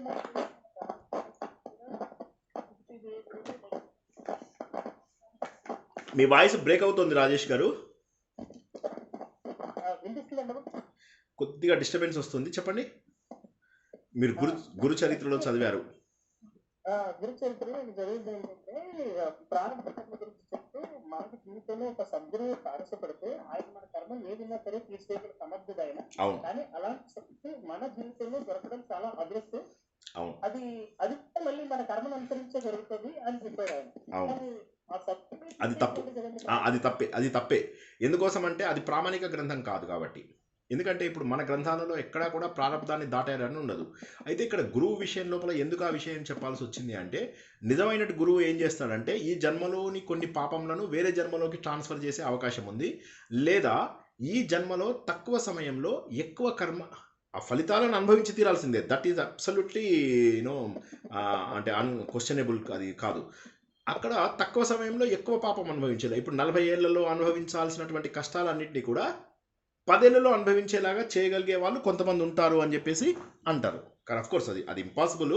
బట్ మనం ఆ గ్రంథాన్ని ప్రామాణికంగా తీసుకున్నప్పటికీ కూడా దాంట్లో చెప్పిన ప్రకారం ఏంటంటే కొద్ది సమయంలో ఎక్కువ పాపాలను మనకు అనుభవించేలాగా చేయగలుగుతారు.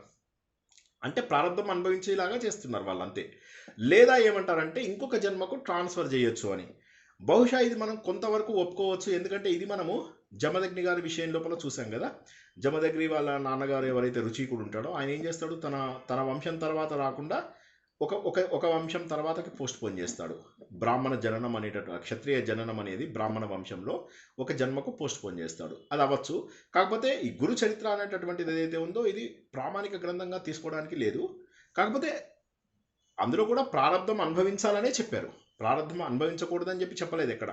ప్రారంధం అనుభవించాలి, కానీ తక్కువ సమయంలో నిజంగా శక్తి ఉన్నటువంటి వాడైతే 40 ఏళ్ళు అనుభవించాల్సింది ఒకేసారి సూపర్ ఫాస్ట్గా అనుభవించేలాగా చేస్తారు అన్నటువంటి విషయాన్ని మనం చూసాం. అంటే సూపర్ ఫాస్ట్గా మన పాపాలన్నీ కూడా అనుభవించేలాగా చేయగలిగే శక్తి ఉన్నటువంటి వాడు గురువు అనేటటువంటి ఒక భావన మనకు తెలుస్తుంది అన్నమాట ఇక్కడ. కాకపోతే దాన్ని నమ్మకండి ఎప్పటికీ కూడా. ఎందుకంటే మీరు ఒకటే గుర్తుంచుకోండి, కృష్ణ పరమాత్మ అర్జునుడు పక్కనే ఉన్నాడు కదా.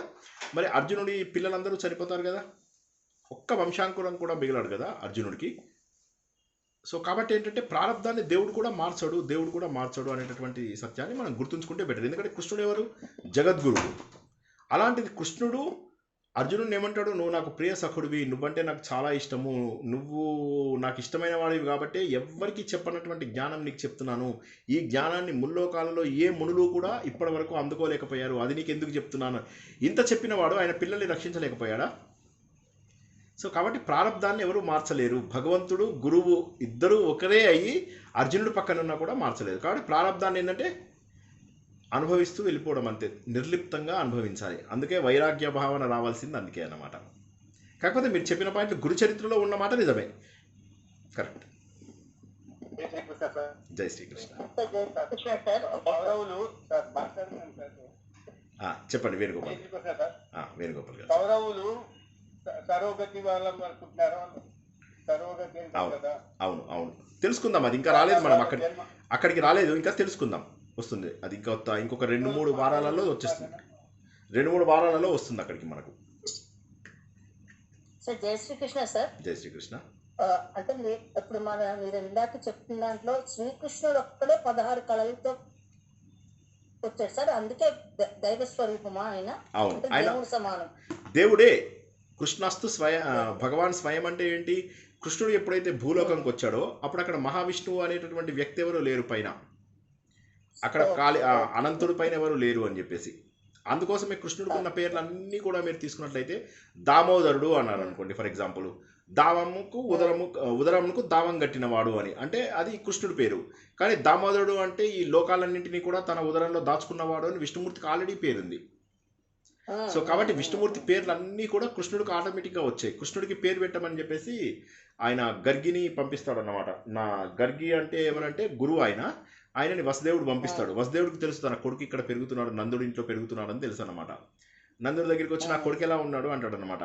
అనగానే నందుడు కొద్దిగా కన్ఫ్యూజ్ అవుతాడు. ఈయనకి బ్రెయిన్ కానీ కొద్దిగా డీలా అయిపోయిందా, ఏం మాట్లాడుతున్నాడు అని అనుకుని, నా కొడుకు అయ్యా నీ కొడుకు అంటావేంటి అంటాడు. కరెక్టే నా కొడుకు కాదు నీ కొడుకే అని చెప్పేసి మళ్ళీ సరి చేసుకుంటారు అనమాట. ఎందుకంటే నందుడికి ఒప్పుకోవడానికి ఇష్టం ఉండదు, కృష్ణుడు వేరే వాళ్ళ కొడుకు అని చెప్పి చెప్పడానికి ఇష్టం ఉండదు ఆయనకి. సో అట్లాగా గార్గి వచ్చి అప్పుడు కృష్ణుడికి ఏం పేరు పెట్టాలి అని చెప్పి వసుదేవుడు పంపిస్తే ఈయన చూసి ఆశ్చర్యపోతానికి ఏం పేరు పెట్టాలి, నాకు అన్ని పేర్లు ఈయనవే, అన్ని పేర్లు ఈయనవే అయినప్పుడు ఏ పేరు పెట్టాలి మరి? మళ్ళీ అది క్వశ్చన్ అయినప్పుడు ఎట్లాగా మరి? అప్పుడు అందరినీ ఆకర్షించేటటువంటి వ్యక్తి కాబట్టి కృష్ణ అని చెప్పి పెడతారు. కర్షతి అంటే ఆకర్షించేవాడు కృష్ణుడు అని చెప్పేసి పెడతారు. అట్లా అన్నమాట. జై శ్రీకృష్ణ. జై శ్రీకృష్ణ సార్. మరి వ్యాస మహర్షి సార్ ఆయన కూడా ఒక అవతారమే కదా, ఎలా తీసుకోవాలని?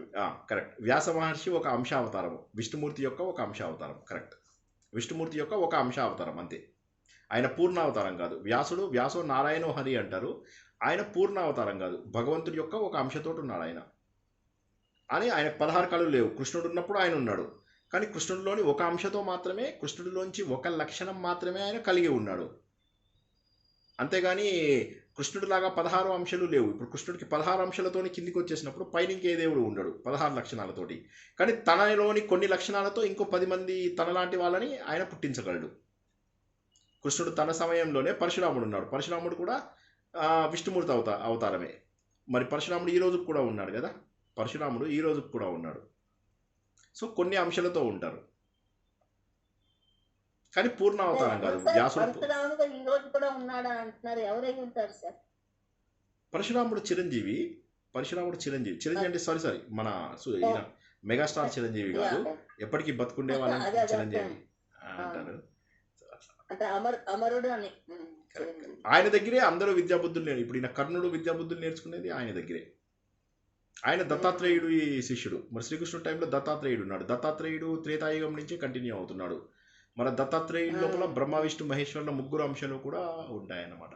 కానీ కొన్ని అంశాలు కలిగి ఉంటారు. కృష్ణుడు ఒక్కడే పూర్తి అంశాలతో భూలోకంలో ఎత్తి పుట్టినప్పటి నుంచి చెప్తున్నాడు, నేను దేవుణ్ణి అని చెప్పి చెప్తున్నాడు.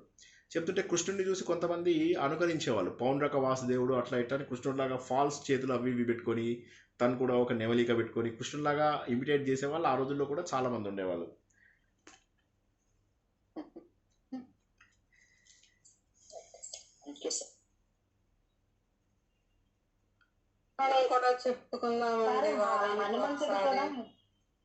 హనుమంతుడు కూడా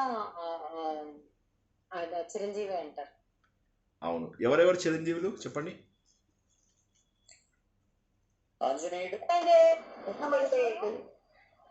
ఆంజనేయుడు,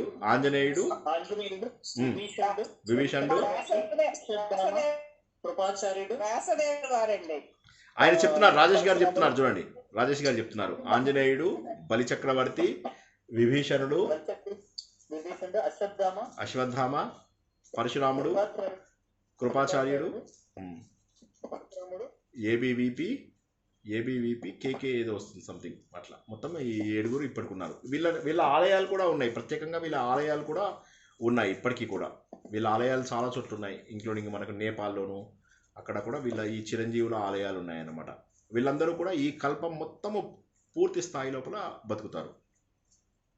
అట్లాగా కృపాచార్యుడు అంటే ఈయన అశ్వత్థామ యొక్క మేనమామ. వాళ్ళ అమ్మ వాళ్ళ తమ్ముడు, మేనమామని అంటారు కదా, అమ్మ వాళ్ళ తమ్ముడిని ఆయన, అమ్మ వాళ్ళ అన్నగారు, కృపాచార్యుడు. కరెక్ట్.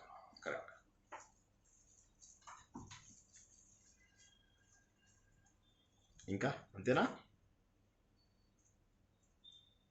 వ్యాసదేవులు మరి చిరంజీవులుగా ఉన్నారు. అవును, వ్యాసుడు చిరంజీవిగా ఉన్నాడు. అండ్ ఇంకో తర్వాత ఏమవుతుందంటే మనకు ఈ జన్మలో వ్యాసుడు అవతారము చాలించిన తర్వాత మళ్ళీ వచ్చే కల్పం లోపల ఆంజనేయ స్వామి బ్రహ్మదేవుడుగా పుడతాడు. తర్వాత వ్యాసుడుగా అగస్త్యుడు పుడతాడు. ఎందుకంటే అగస్త్యుడు ఈ తరం వాళ్ళకి కాంట్రిబ్యూషన్ ఎక్కువ ఇచ్చాడు. ఎలాగా వింధ్య పర్వతాన్ని మదం అనచడం ద్వారాను, తర్వాత మనకు నాడీ జ్యోతిష్యం అందించడం ద్వారాను, తర్వాత ఆదిత్య హృదయం ఇవ్వడం ద్వారాను, లలిత సహస్రనామం ఇవ్వడం ద్వారాను, ఆయన హయ్యెస్ట్ సీక్రెట్స్ అన్నీ కూడా ఇచ్చినటువంటి ఆయన పేరు అగస్త్యుడు. అందుకని ఆయనకు నెక్స్ట్ లైఫ్ లోపల వ్యాసుడుగా పుడతాడు అనమాట ఆయన. అలాగే బలిచక్రవర్తి కూడా చిరంజీవే, ఆయన ఇంద్రుడుగా పుడతాడు. నెక్స్ట్ జన్మ లోపల, నెక్స్ట్ కల్పం లోపల ఆయన ఇంద్రుడుగా పుడతాడు. అట్లా ఒక్కొక్క టైంలో ఒక్కొక్క, అలాగే ఆంజనేయ స్వామి ఒక బ్రహ్మదేవుడుగా ఉంటాడు అలా. సో ఇంకా ఎవరెవరు ఎలా ఉన్నారని అడగండి. వ్యాసదేవుల వారు భగవద్గీతను అందించింది కలియుగానికే కదండి. అంటే ఇప్పుడు వ్యాసదేవుల వారు చిరంజీవిగా మనకు ఉన్నట్టు కదా ఇప్పుడు. అవును, ఈ కల్పం వరకు ఉంటారు. కల్పం అంటే ఏంటి చెప్పండి? కల్పం అంటే ఏంటి? అంటే కొన్ని జన్మలకి సంబంధించి కదండి కల్పం అంటే. కాదు, కల్పం అంటే ఏంటంటే కొన్ని మహాయుగాలు కలిపితే, 1000 మహాయుగాలు కలిపితే, 1000 మహాయుగాలు కలిపితే బ్రహ్మకు ఒక రోజు, 1000 మహాయుగాలు కలిపితే బ్రహ్మకు ఒక రాత్రి. ఈ డే అండ్ నైట్ రెండు కలిపితే బ్రహ్మదేవుడికి ఒక రోజు. దాన్ని కల్పం అంటారు. సో అంత పెద్దదన్నమాట. సో ఈ కల్పం ఏదైతే కంటిన్యూ అవుతుందో దీన్ని శ్వేతవరాహ కల్పం అంటారు. ఈ శ్వేతవరాహ కల్పం లోపల ఉన్నంత వరకు కూడా ఇప్పుడు తెలుసుకున్నటువంటి ఎవరు, ఆంజనేయ స్వామి, విభీషణుడు, వ్యాసుడు, బలిచక్రవర్తి, తర్వాత అశ్వత్థామ, తర్వాత ఇంకేమున్నారు, పరశురాముడు, వీళ్ళందరూ కూడా చిరంజీవులుగా ఉంటారన్నమాట ఈ కల్పం మొత్తము. ఈ కల్పం తర్వాత మళ్ళీ వేరే వాళ్ళు ఇంకా చాలామంది ఉన్నారు మనకు. మార్కండేయుడు, మృకుడి కుమారుడైనటువంటి మార్కండేయుడు, వీళ్ళందరి కథలు మళ్ళీ వేరు. ఈ 7 ఎవరైతే పవర్ఫుల్ ఇప్పుడు మనకి ఈ కల్పంలో చివరిలో వచ్చిన వాళ్ళందరూ కూడా వీళ్ళని చిరంజీవులు అని చెప్పేసి అంటారు. మార్కండేయుడు కూడా చిరంజీవే. మార్కండేయుడు కూడా చిరంజీవే. కాకపోతే ఎందుకో ఈ 7 గ్రూప్ లోపల ఆయన రాడు అని చెప్తున్నాను.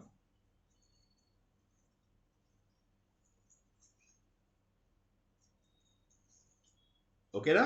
ఇంకా ఈరోజు కాపుకుందామా? 10:15 అయింది. నమస్కారం గురువు గారు. నమస్తే మేడం.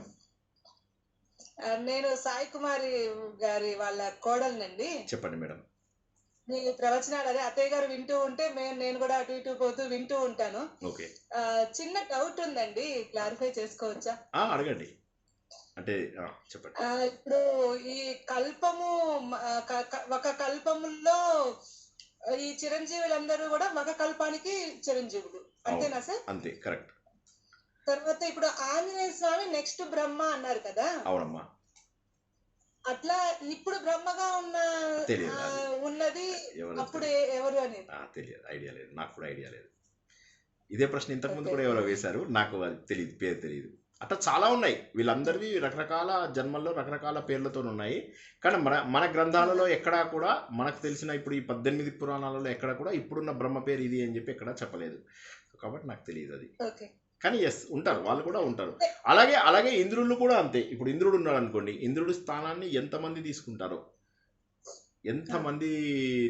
కొన్నాళ్ళు యయాతి కూడా తీసుకుంటాడు ఇంద్రుడి స్థానం. ప్రియంవతుడు, ఉత్తానపాదుడు వాళ్ళ వంశం ఉంది కదా, మనువులు, వాళ్ళ వంశం లోపల కూడా కొన్నిసార్లు వాళ్ళు కూడా ఇంద్రుడి పదవిని కొన్నాళ్ళ పాటు కంటిన్యూ చేసిన వాళ్ళు ఉన్నారు.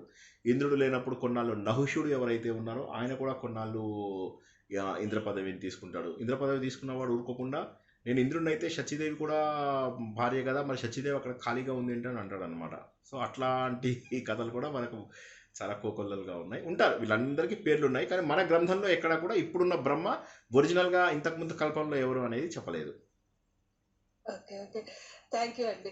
అంటే ఇప్పుడు 23 కల్పాలు ఏమో అయినాయి కదా మనకి, 27 చెప్పారు సార్. 20 మొత్తము 22వ కల్పం లోపలేమో ఈయన వచ్చారు, ఎవరు, మన రాముడు. ఇప్పుడు మనం ఉన్నటువంటిది 26వ కల్పం. 26వ కల్పం కల్పంలో. సో ఈ 26 కల్పాలకి బ్రహ్మ మారుతూనే ఉంటారు, బ్రహ్మ ఇంద్రుడు మారుతూనే ఉంటారు. అయ్యయ్యో, కాదు. మీకు బ్రహ్మ ఎప్పుడు మారుతాడంటే, ఒకసారి చూడండి, బ్రహ్మ ఎప్పుడు మారుతాడంటే జనరల్గా బ్రహ్మ మారేది ఇప్పుడు ఈ కల్పం తర్వాత బ్రహ్మ మారిపోవాలని లేదు. నేను చెప్పేది ఫ్యూచర్లో వచ్చేటటువంటి టైమ్స్లో ఎప్పుడో మారుతాడు. ఈ కల్పం అంటే ఏంటంటే బ్రహ్మకు ఒక రోజు అంతే. అలాంటివి 30 కల్పాలు ఉంటాయి, 30 రోజులు అంటే ఆయనకు ఒక నెల. అటువంటి నెలలు 12 అయితే ఆయనకు ఒక సంవత్సరం. అటువంటి సంవత్సరాలలో ఇప్పుడు ఆయన 55వ వయసులో ఉన్నాడు, అంటే 50+. అందుకే మనం అద్య బ్రహ్మణ ద్వితీయ పరార్థే అంటాం కదా. సో అట్లాగా వచ్చే కల్పాల లోపల వచ్చే ఈ బ్రహ్మ యొక్క ఆయుర్దాయము తీరిపోయిన తర్వాత వచ్చే బ్రహ్మ ఆంజనేయ స్వామి. అట్లా అంటే ఈ ప్రస్తుతం ఉన్న బ్రహ్మ 52 ఏళ్ళు 53 ఏళ్ళు ఉన్నాయనుకోండి, ఈయన తర్వాత అంటే ఈయనకు 100 ఏళ్ళు పూర్తయిన తర్వాత పరబ్రహ్మ ఉంటాడు. పరబ్రహ్మ అంటే ఎవరు? First God. ఆ ఫస్ట్ గాడ్ కంటిన్యూ అవుతూనే ఉంటాడు. ఈ బ్రహ్మ ఎవరు? ఈ బ్రహ్మ అంటే 4 ముఖాల బ్రహ్మ.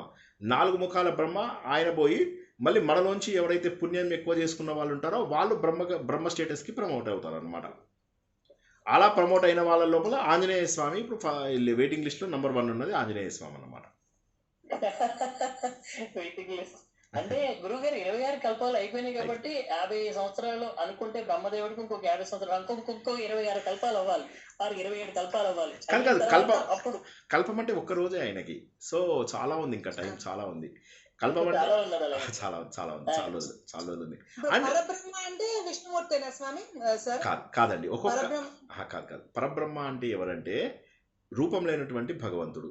భగవంతుడికి రూపం లేదు. ఓకేనా? హిందూ ధర్మంలోనే కాదు, ఏ మతంలో కూడా భగవంతుడికి రూపం లేదు. భగవంతుడు అంటే ఏంటి? ప్రపంచమంతా వ్యాపించి ఉన్నటువంటి ఒక చైతన్యం.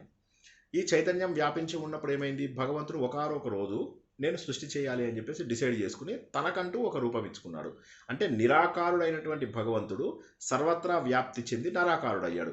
ఒక కల్పంలో ఇప్పుడు మనం ఉన్నటువంటి కల్పానికి శివుడు లీడరు. అలాగే ఒక కల్పం లోపల ఇప్పుడు సరస్వతి కల్పం అని వచ్చింది. సరస్వతి కల్పం లోపల దేవి అమ్మవారు, అప్పుడు ఆవిడ నంబర్ 1. అలాగా భాగవతము ఆయన రాసుకున్న కల్పానికి విష్ణుమూర్తి. అలాగా ఒక్కొక్క కల్పంలో ఒక్కొక్కళ్ళు. గణేషు పురాణం తీసుకున్నట్టయితే ఆ కల్పం లోపల గణేషు నంబర్ 1 గాడు. అలాగా ఒక్కొక్క దానికి ఒక్కొక్కళ్ళు వస్తారు. అందుకోసమే మనకి ఇన్ని మతాలు ఎందుకు వచ్చాయి హిందూ ధర్మం లోపల? హిందూ ధర్మం లోపల 72 అవైదిక మతాలు, వైదిక మతాలు, కొన్ని 6 వైదిక మతాలు, 72 అవైదిక మతాలు వచ్చాయి. ఎక్కడి నుంచి వచ్చాయి? వేదాలలో లేని మతాలు, వేదాలలో ఉన్న మతాలు. గణపతిని ఫాలో అయ్యే వాళ్ళని గాణపత్యం అంటారు. సూర్యుడిని ఫాలో అయ్యేటటువంటి మతం లోపల ఫస్ట్ సూర్యుడు పుట్టి ఆయన బ్రహ్మ విష్ణు మహేశ్వరులను పుట్టిస్తారు. దాన్ని సౌరులు అంటారు. గణపతి దాంట్లో గణపతి ఫస్ట్ పుట్టి ఆయన బ్రహ్మ విష్ణు మహేశ్వరులను పుట్టించారు అంటారు. అది గాణపత్యం అంటారు. శాక్తేయం అంటే ముందు దేవి అమ్మవారు పుట్టి మణిద్వీపంలో, తర్వాత బ్రహ్మ విష్ణు మహేశ్వరుడు పుట్టారు అని చెప్పేసి అలా అంటారు. ఇలాగా ఒక్కొక్క టైంలో ఒక్కొక్కళ్ళు వస్తారు. అలాగే వైష్ణవులు ఏమనుకుంటారు? ముందు పరబ్రహ్మ వైష్ణవుడు, ఆయన నుంచి మళ్ళీ ఇలాగ 3 బ్రహ్మ విష్ణు మహేశ్వరుడు వచ్చారు అనుకుంటారు. అదేవిధంగా మీరు శైవులైతే శివుడు ఫస్ట్ వచ్చాడు, తర్వాత మిగతా వాళ్ళు వచ్చారు అని చెప్పేసి అంటారు. ఇంకెవరు మిగిలిపోయారు? కుమారస్వామి, కౌమార మతం లేదా స్కాంద మతం వాళ్ళు ఏమనుకుంటారు? ముందు స్కందుడు పుట్టాడు, ఆయన బ్రహ్మ విష్ణు మహేశ్వరులను పుట్టించారు. బ్రహ్మ విష్ణు మహేశ్వరులు అంటే ఏంటి? భగవంతుడు యొక్క సృష్టి స్థితి లయ చేయడానికి 3 రూపాలు. ఒకే పరబ్రహ్మ ఎప్పుడు ఈ ప్రపంచమంతా ఒకటే దేవుడు. ఈ ప్రపంచంలో దేవుడు లేనటువంటి స్థానం లేదు. స్థానుహు, మనం నిన్న విష్ణు సహస్రనామంలో తెలుసుకున్నాం స్థానుహు అని. భగవంతుడు ఇటు అటు కదలడు. మనకు కనిపించినటువంటి రూపాలు ఇవన్నీ ఏంటంటే మన కన్వీనియన్స్ కోసము మనం పెట్టుకున్నవి. వేదాల లోపల మీకు అసలు ఈ పేర్లు కూడా కాలక్రమేణా మారిపోతాయి. వేదాలలో కనుక మీరు ఇనీషియల్గా చూసుకున్నట్టయితే వరుణుడు, అగ్ని, ఇంద్రుడు ఇటువంటి దేవతలే ఉన్నారు. తర్వాత మెల్లమెల్లగా రుద్రుడు, విష్ణువు వీళ్ళందరూ దేవతలు పాపులర్ అయ్యారు. కానీ మొదట్లో ఉన్న దేవతలు చూసినట్లయితే ప్రకృతి శక్తులే మొదట్లోపల ఉండేవి. ముందు అందులో మోస్ట్ పాపులర్ ఇంద్రుడు, అగ్ని. ఇంద్ర సూక్తాలు, అగ్ని సూత్రాలు బోలెడన్నీ ఉంటాయన్నమాట. తర్వాత ఏమైందంటే పరబ్రహ్మకు రూపం అంటూ ఇవ్వడం అంటూ జరిగింది ఎక్కడ అంటే ఈయన పురాణాలు రాసిన తర్వాత. వేదాలు ఏమైందంటే అర్థం చేసుకోవడం కష్టము. ఆ వేదాలలో ఉన్న సారాన్ని ఈయన పురాణాల రూపంలో, కథల రూపంలో రాశారు. కథల రూపంలో రాసేసరికి కన్ఫ్యూజన్ స్టార్ట్ అయింది. మా దేవుడు శివుడు, మీ దేవుడు విష్ణుమూర్తి వాళ్ళు శివుని ఇలా అనే వాళ్ళు చెట్టుగా కొట్టుకునే వాళ్ళు అందరూ కలిసి. కొట్టుకోవడమే కాకుండా ఇప్పటికీ కూడా వైష్ణవ మతం లోపల చూసినట్లయితే ద్వేషం చాలా ఎక్కువ ఉంటుంది వాళ్ళకి. శివుడి సైడ్ వాళ్ళు ఉన్న వాళ్ళపైన చాలా ద్వేషం ఉంటుంది. అలాగే శివుడు వాళ్ళకి తగ్గిపోయింది, కానీ ఇప్పటికీ వాళ్ళలో కూడా కొంతమందిలో ఉంది. మిగతా వాళ్ళు అసలు వెళ్ళిపోయారు, అసలు దాదాపుగా మిగతా వాళ్ళందరూ వెళ్ళిపోయారు. కానీ ఈ ఇద్దరిలో మాత్రం ఇంకా వైరం కొనసాగుతుంది. అందుకే మీరు ఇప్పటికి కూడా చూడండి, వైష్ణవులు ఎవరు కూడా శివుడిని గాడ్గా యాక్సెప్ట్ చేయమంటే యాక్సెప్ట్ చేయరు. ఇప్పుడు మీరు ఇస్కాన్ వాళ్ళ దగ్గరికి వెళ్ళారనుకోండి, వాళ్ళు ఏమంటారు? Yes he's a god, but మా దేవుడు కింద ఉన్న గాడ్ అని చెప్పేసి అంటారు. వాళ్ళు ఏమంటారు? మా ప్రామాణిక గ్రంథాల ప్రకారం మేము చెప్తున్నాము అంటారు. అయితే వాళ్ళ ప్రామాణిక గ్రంథాలు వేదాలు కావు. ఇప్పుడు మనకు అన్నిటికంటే ప్రామాణికం ఏంటి? వేదాలు. ఎందుకంటే మన మతం పేరే వైదిక మతం. వైదిక మతం అయినప్పుడు వేదాలు తప్ప ప్రామాణికం ఏది ఉండకూడదు. ఈ తర్వాతవన్నీ వేదవ్యాసుడు మన కోసం రాసినవి. అయితే రాయడం వల్ల మన దురదృష్టం ఏమైపోయిందంటే అందరూ ముక్కలుగా అయిపోయారు. ఇప్పుడు ఏమైపోయిందంటే ఈ పురాణాలు రాయకుండా ఉంటే బాగుండేది. ఆయన రాయడం వల్ల ఏమైంది, శివుడు గొప్ప అని, విష్ణువు గొప్ప అని వాళ్ళకి తెలియడం లేదు. అక్కడ కల్పంలో ఒక్కొక్క అవతారం ఒక్కొక్క రూపంలో వచ్చాడు దేవుడు అన్న విషయం తెలుసుకోకుండా వాళ్ళు ఏంటంటే చిరంజీవి సినిమాని నాగార్జున సినిమాతో కంపేర్ చేసి చిరంజీవి కంటే నాగార్జున గట్టి గుద్దుతాడని అంటున్నారు. అంటే వాళ్ళు ఏమంటారు, నాగార్జున ఫ్యాన్స్ అంటారు, లేదు లేదు నాగార్జున అంటే చిరంజీవి ఫ్యాన్స్ ఊరుకుంటారా, వాళ్ళు చిరంజీవి గట్టిగా గుద్దుతారని. కొత్త ఫ్యాన్స్ ఎవరంటారు, ఎన్టీఆర్ గట్టిగా గుద్దుతాడు అంటారు. కొంత వాళ్ళు అంటారు ప్రభాస్ మాట్లాడడం సరిగ్గా రాకపోయినా గుద్దడం చాలా ఇదిగా గుద్దుతాడు అంటారు. ఎవరు కరెక్ట్, ఎవరి సినిమాలో వాడు హీరో. కాబట్టి ఏ పురాణంలో ఆ కల్పానికి చెందినటువంటి సత్యాలు మాత్రమే రాశారు, అవి అసత్యాలు కావు. కానీ ఆ కల్పాలలో ఆ సమయాలకు సంబంధించినటువంటివి ఎప్పటి కథలు రాశారో, ఎన్ని కల్పాలలో ఉన్న కథలు రాశారో తెలియదు. ఇప్పుడు ఇదే కల్పంలో జరిగిన స్టోరీ వచ్చే కల్పంలో జరుగుతుందని గ్యారంటీ లేదు. సో కాబట్టి రకరకాలు ఇవి ఉంటాయి. కాబట్టి వాటిని పట్టించుకోకుండా కేవలం భగవంతుడి స్వరూపాన్ని, ధర్మాన్ని మాత్రమే అర్థం చేసుకోవడానికి గ్రంథాలు. ఇప్పుడు మనం 7 రోజులు చెప్పుకునే దాంట్లోపల మనం దేవుడి యొక్క రూపం గురించి ఎప్పుడూ చెప్పుకోము. కథల వెనుక ఉన్నటువంటి కథలు మాత్రమే తెలుసుకుంటాం. ఉదాహరణకు మీరు చూసుకున్నట్లయితే భాగవతం ఉంది. భాగవతం లోపల 18,000 శ్లోకాలు ఉన్నాయి. అందులోపల కేవలం 3-4 వేల శ్లోకాలలో మాత్రమే భగవంతుడి యొక్క రూపవర్ణన ఉంది. ఆయన కథలు మనకు ఉన్నటువంటి గజేంద్ర మోక్షము, ప్రహ్లాద చరిత్ర, ఇవన్నీ ఎన్ని పేజీలు ఉన్నాయి, 2-3 వేల శ్లోకాలలో అయిపోతాయి. మిగతా 14,000 13,000 శ్లోకాల లోపల 15,000 శ్లోకాలలో మీకు ఉన్నటువంటిది అంతా భగవంతుడి తత్వమే. నేను నారాయణ కవచం చెప్పినప్పుడు హంసగుహ్యం చెప్పాను చాలాసార్లు. ఆ హంసగుహ్యం మొత్తము భగవంతుడి యొక్క రూపవర్ణనే. అరూప వర్ణన, రూపం లేనటువంటి వర్ణన, నిరాకార వర్ణన. ప్రహ్లాదుడు చేసేది మొత్తం పేజీల నిండా నిరాకార వర్ణన. శివుడి గురించి చేసినప్పుడు నిరాకార వర్ణన, వాళ్ళందరూ వచ్చి శివుని ప్రార్థిస్తారు దక్షయజ్ఞమైనప్పుడు, మొత్తం నిరాకార వర్ణన. అలా ఆ వర్ణనల యొక్క శ్లోకాలు కలుపుకుంటే భగవంతుడి యొక్క అసలు స్వరూపాన్ని తెలియజేయడానికి మనకు 15,000 శ్లోకాలు చెప్తే 2-3 వేల శ్లోకాలలో కథలు ఉన్నాయి. మనం కొట్లాడుకునేది ఏముంది, 2-3 వేల కథల గురించి. కాబట్టి కథలు కాకుండా కథల వెనక తత్వాన్ని అర్థం చేసుకోవడానికి ప్రయత్నం చేయాలి. సేమ్ విత్ రామాయణంలో 24,000 శ్లోకాలు ఉంటే అందులోపల దేవుడి కథలు తీసేస్తే ఆ యుద్ధకాండ పెద్దది, సరే 5-6 వేల శ్లోకాలు తీసేసేయండి. తీస్తే మిగతావన్నీ కూడా నీతి గ్రంథము, రాజనీతి గ్రంథము, ధర్మశాస్త్రము, భార్యాభర్తల మధ్య సంబంధము, లౌకిక విషయాలు, అన్నదమ్ముల మధ్య సంబంధము, వివరణ. ఎంత వివరణ! ఒక్కసారి ఆయన వివరణ మొదలెట్టాడంటే వాల్మీకి పేజీల కొద్ది వివరణ, మళ్ళీ ఈ వివరణ పాతదానికి పోలిక ఉండదు. కానీ కొత్త చెప్తాడు, ఇక్కడి నుంచి పక్షులు ఇలా వెళ్తున్నాయి, ఇక్కడి నుంచి వెళ్తున్నాయి. అప్పుడు ఆయన అనుకున్నాడు ఇది గంధర్వలోకమా, ఇక్కడ ఉన్నటువంటిది నేను ఆ గంధర్వల వనంలో ఉన్నానా అని ఆంజనేయ స్వామి అనుకుంటాడని. అట్లాగా ఆయన లంకానగర వర్ణన ఎంత గొప్పగా ఉంది. సో కాబట్టి ఏంటంటే కథ కంటే కూడా మన వాళ్ళు తత్వానికే ఎక్కువ ప్రాధాన్యత ఇచ్చారు. కానీ తత్వాన్ని మనం తెలుసుకోకుండా కథ గురించి ఎక్కువ మాట్లాడతాం. ఎందుకంటే our mind is made to think in that way. ఇప్పుడు నేను ఇందాక చెప్పే కదా, రాముడు అనగానే ఆ రాముడు వాలిని చంపడము తప్పు, రాముడు వెళ్ళి శంభుకుని చంపడం తప్పు, రాముడు భార్యను ఇంట్లోంచి పంపించడం తప్పు, వెతికి వాటిని మాట్లాడతారు. కానీ అందులో ఉన్నటువంటి తత్వం ఏంటి అది గుర్తించినట్లయితే ఇంకా బాగుంటుంది. సో ఆ తత్వమే మనం తెలుసుకుంటున్నాం. ఇప్పుడు ఈ సంపూర్ణ మహాభారతంలో కూడా మనం తెలుసుకునేది తత్వమే. ఎవడి భార్య, ఎవడి కొడుకు, ఎవడి తమ్ముడు, ఇవన్నీ కథ రూపంలో ఊరికే తెలుసుకుంటాం అంతేగాని కథ వెనుక ఏమైనా కథ ఉందా, ఏంటి రీజనింగ్. ఇప్పుడు మనం ప్రతిసారి చూసినట్టయితే ఈ ప్రవచనాలలో మనము నీతి ఎక్కడెక్కడ ఉంది, ధర్మబద్ధమైనటువంటి విషయాలు ఏమేమి ఉన్నాయి, వీటి గురించి ఎక్కువ తెలుసుకుంటున్నాం. కథ చెప్పుకుంటున్నాము, కథతో పాటు అవి కూడా చెప్పుకుంటున్నామా లేదా చూడండి ఒకసారి. ప్రతి ప్రవచనంలో ఆ నీతి ఉంటుందా లేదా చూడండి. జై శ్రీకృష్ణ. చిన్న ప్రశ్నకు పెద్ద జవాబు. జై శ్రీకృష్ణ సార్, ధన్యవాదాలండి. మీకు మాత్రం మీ సేవ, మీ యొక్క నాలెడ్జ్ కి, మీ సేవకి చాలా పాదాభివందనాలు సార్. అయ్యో వద్దు, మీకు కూడా పాదాభివందనాలు. జై శ్రీకృష్ణ. అలా ఏం లేదు, పాదాభివందనాలు అంత లేదు నాకు. జై శ్రీకృష్ణ. చేయాలి, అందరికీ తెలియాలి అని మీరు ఈ విధంగా రోజు ఒకటి చెప్పటం అనేది చాలా బాగుంది సార్. మా యంగ్స్టర్స్ కూడా మా అత్తయ్య గారు వాళ్ళు వింటూ ఉంటే వాళ్ళతో పాటు మేము కూడా చాలా నాలెడ్జ్ పెంచుకుంటున్నాం. అంటే మేము ప్రత్యేకంగా జాయిన్ అయ్యి చేసే అంత ఇది లేకపోయినా పెద్దవాళ్ళు ఇంట్లో ఉండటం వల్ల వాళ్ళు వింటుంటే వాళ్ళతో పాటు మేము కూడా వినేసేసి కొంత నాలెడ్జ్ వస్తుంది మాకు కూడా. జై శ్రీకృష్ణ. ధన్యవాదాలండి సార్.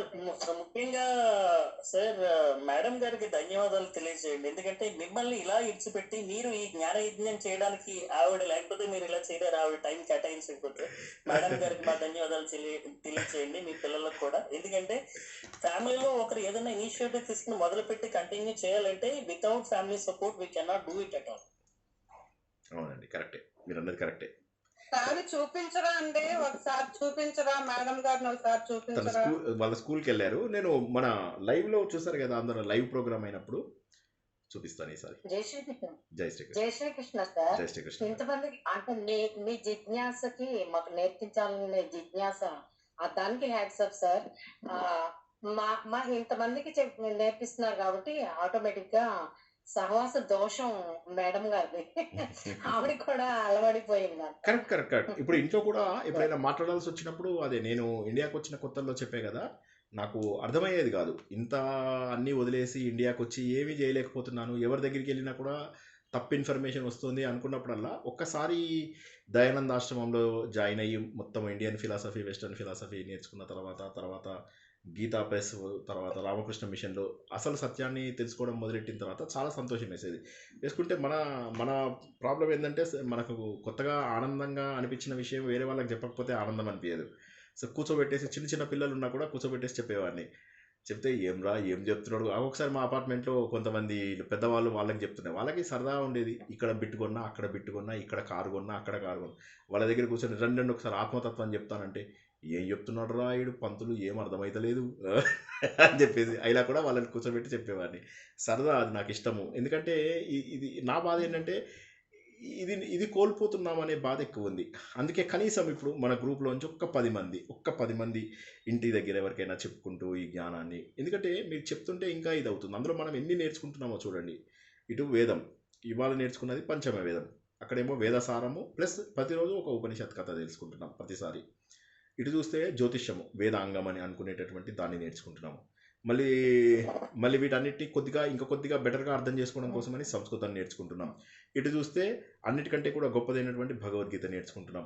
భగవంతుడి స్వరూపాన్ని తెలిసేటటువంటి విష్ణు సహస్రనామం, అన్నీ కూడా ఒకదానితో ఒకటి కలిసి ఉన్నవే మనం నేర్చుకుంటున్నాం. సో కాబట్టి ఈ జ్ఞానాన్ని అందరూ కూడా ముందుకు తీసుకెళ్ళండి. నేను అనేది అదే.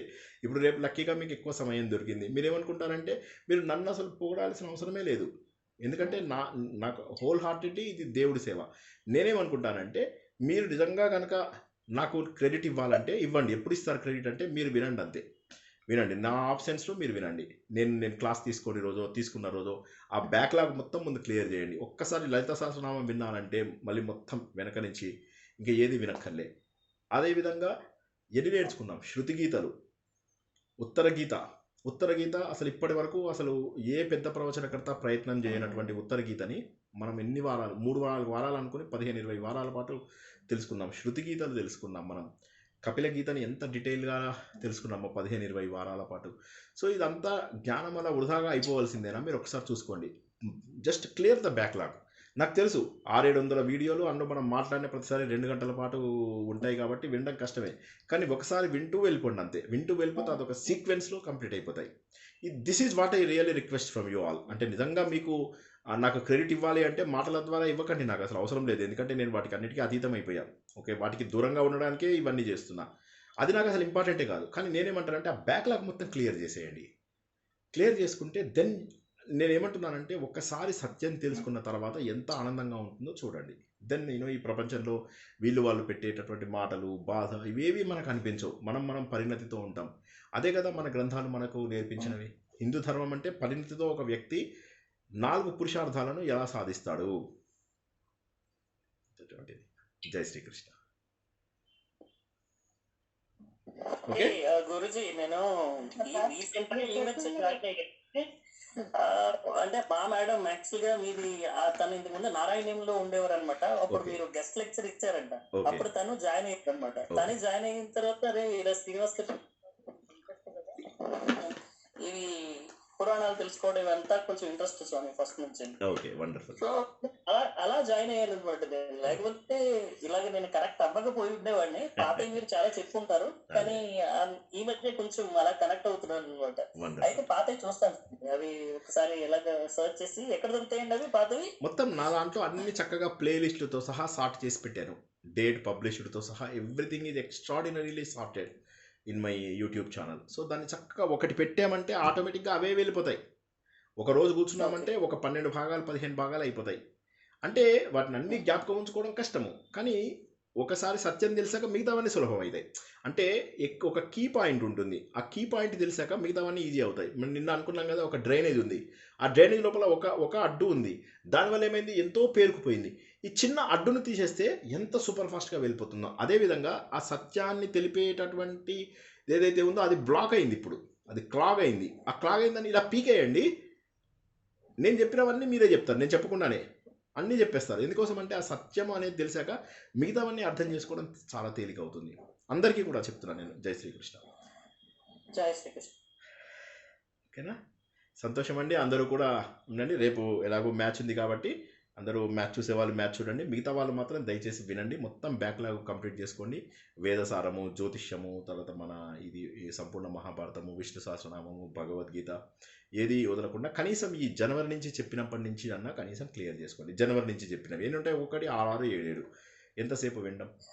సో ప్రశ్న జవాబులు వదిలేసి 1.5 స్పీడ్ లోపల పెట్టుకుంటే ఎంతసేపు ఒక్కసారి ఆలోచించండి. 1.5 స్పీడ్లో పెట్టుకొని ప్రశ్న జవాబుల పార్ట్ వదిలేయండి, ప్రవచనం పార్ట్ వరకు వినేసి నెక్స్ట్ వీడియోలోకి వెళ్ళిపోండి. మళ్ళీ 1.5x సూపర్ ఫాస్ట్గా ఒక 3-4 రోజుల్లో ఈ జనవరి నుంచి చెప్పినవన్నీ కవర్ అయిపోతాయి. ఓకేనా, wonderful. Thank you very much. అందరికీ కూడా శుభరాత్రి. అందరికీ కూడా భగవంతుడు ఆ శక్తిని ఇవ్వాలని మనస్ఫూర్తిగా కోరుకుంటున్నాను. అందరికీ శ్రద్ధ ఆసక్తులు ఉన్న వాళ్ళు ఎవరు కూడా ఈ మార్గాన్ని వదలకండి, ఎవరి చేతుల్లోనూ పడి మోసపోకండి, సత్యాన్ని మాత్రమే తెలుసుకునేటటువంటి ప్రయత్నం చేయండి. ఆ మార్గంలో భగవంతుడు మీ వెంట ఉంటాడని ఖచ్చితంగా నమ్ముతూ ఆశిస్తూ ఈరోజు ప్రవచనాన్ని ఇక్కడికి ముగించుకుందాం. జై శ్రీకృష్ణ. జై శ్రీకృష్ణ. శివరాత్రి. శ్రీకృష్ణ సార్. జై శ్రీకృష్ణ. శ్రీకృష్ణ సార్. కృష్ణ సార్.